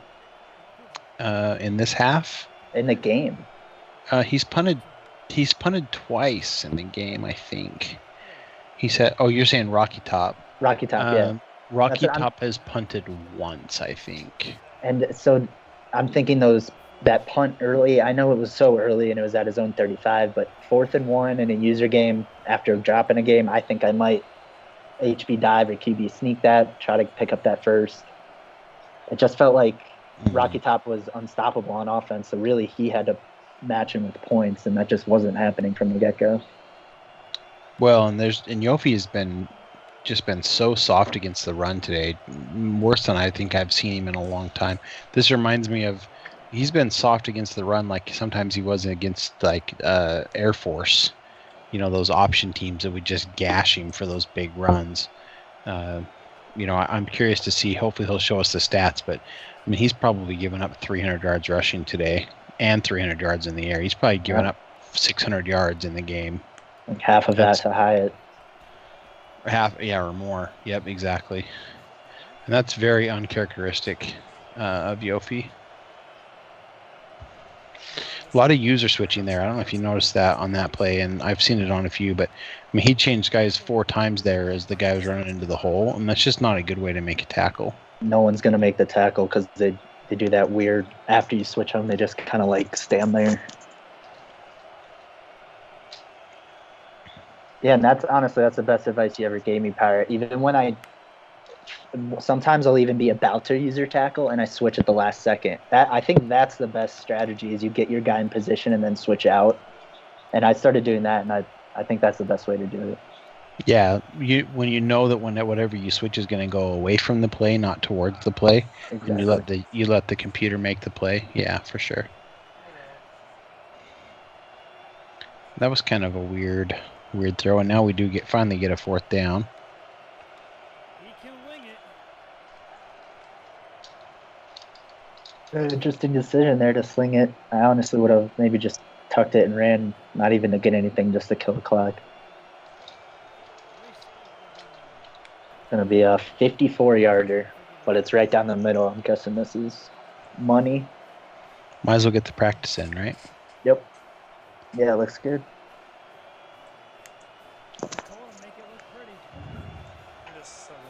Yeah, so I think the slider adjustment is power. I don't know what you would change first because I like keeping accuracy normal because then it just is kind of on the user. Just feels like they're kicking these kicks way too deep.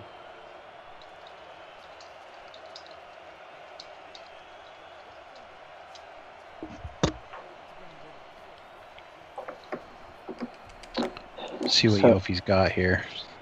Coming out in a run. Yeah, I don't think who I said. So I guess I did say I would pick Rocky Top out of the SEC. I mean, honestly, the SEC is tough. I don't even know who the worst team is. They're just solid. Yofi, Baker, Kaz, Rocky, Uncle Sam, Thursday. It's just a solid group. I wish that our producer was showing his camera on the screen here so you could see him in the Tennessee box. He's got a awesome background of him at Neyland Stadium. Looks like he's right there in the box calling plays. He's not wearing his mask though. He's probably going to give COVID to that coach, but irresponsible. But it's classic Bert. He's focused on what he's focused on. He's not worrying about COVID, not worrying about social distancing.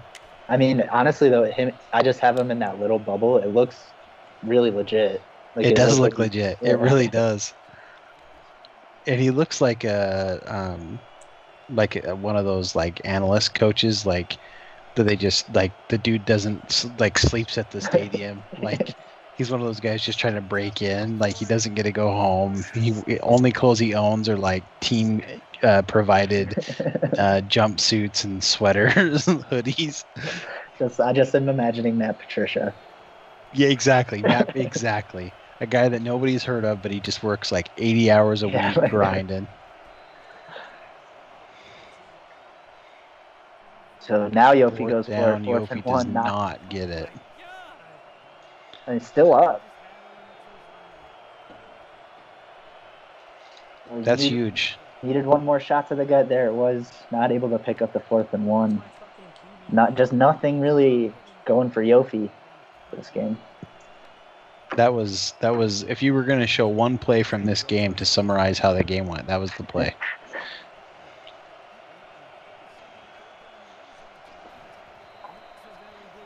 So Yofi was a dollar late and a dime short.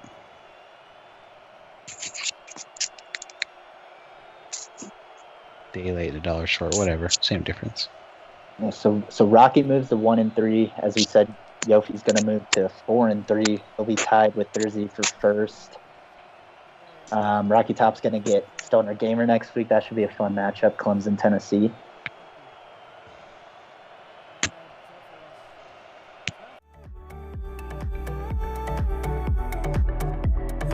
I can hear you. Okay, first time using this. I think you're good. I mean, Rocky Top, how you feeling, man? I was in your chat. I said Rocky Top has arrived, finally getting your first win, and in pretty impressive fashion with the blowout. How are you feeling after that win? I'm just glad to get a W. No longer 0-3. Definitely. I mean, Yofi just happened to be the next person up, and no offense against Yofi, but I was taking all the damn chances I could get. Oh, yeah. I love it. Whatever you did today, keep doing it because it worked. Yeah, great job today, Coach. This is Pirate. I mean, you really were able to take the top off the defense.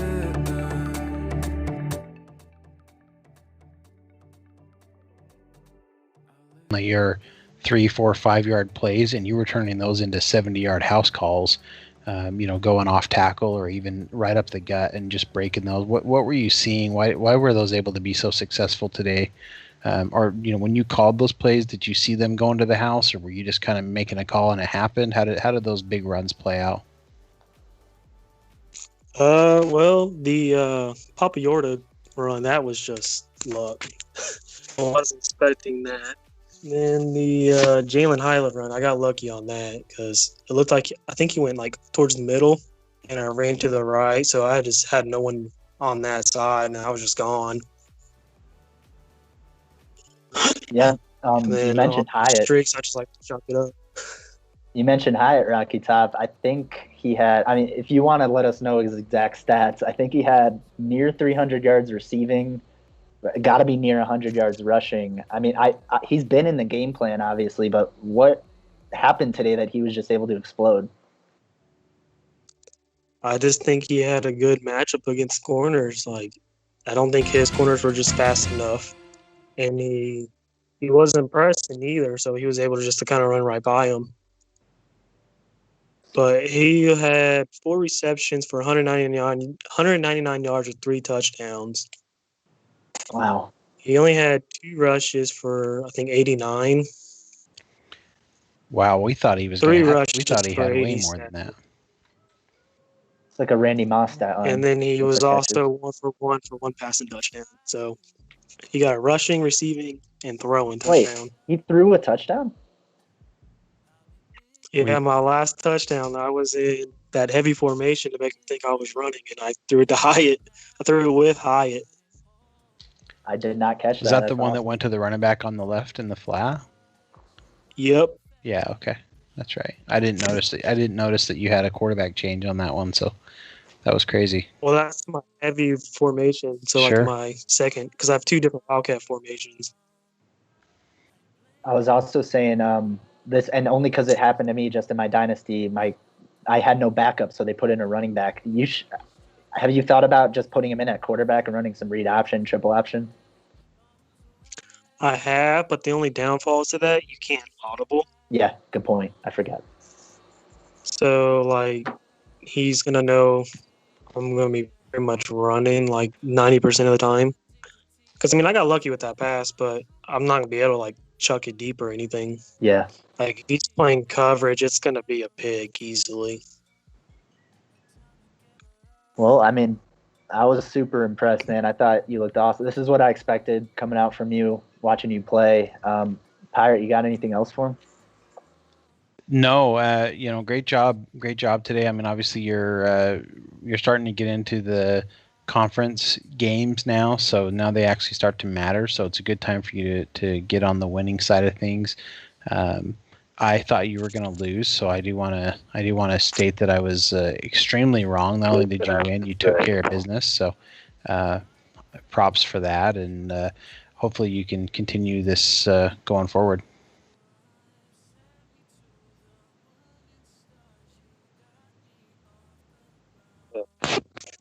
No, I am actually getting off. I got to get up in 4 hours for work.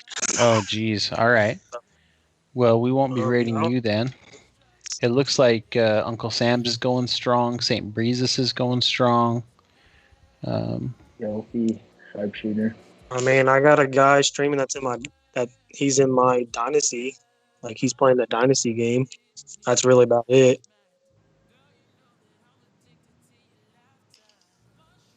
Well, if you want to raid show enough to Master 14. Is that Fidal? Yes, that is. Do what? Type it in the chat so we can find it.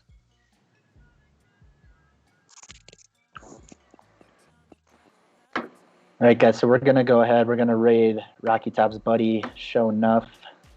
But don't worry, we got another doubleheader tomorrow. And again, that is Breezes against Kaz. That's Oklahoma State against Florida State, and then Hardcore against Baker. That's Penn State against Ohio State, and that the first game starts at 7 Central. Basically, stick with us for both games. Rematch of the championship game from last year. Definitely. So who do you have in that one? Are you taking Baker? No. I know. I'm done picking again. I want Baker to pull off that upset. I'm an Ohio State fan, but I'm done picking against Hardcore. Yeah, it's a money losing business to pick against Hardcore. Well, I'm gonna go watch Fantastic Plastics for a little while, and then I'll see you guys tomorrow. All right, see you, Pat. Thanks for coming on.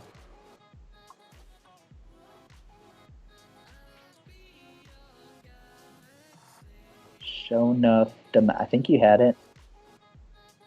Show enough. Damasta.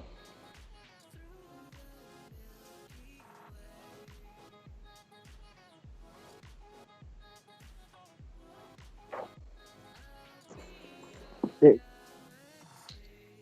All right, guys. See you tomorrow. See you tomorrow, guys.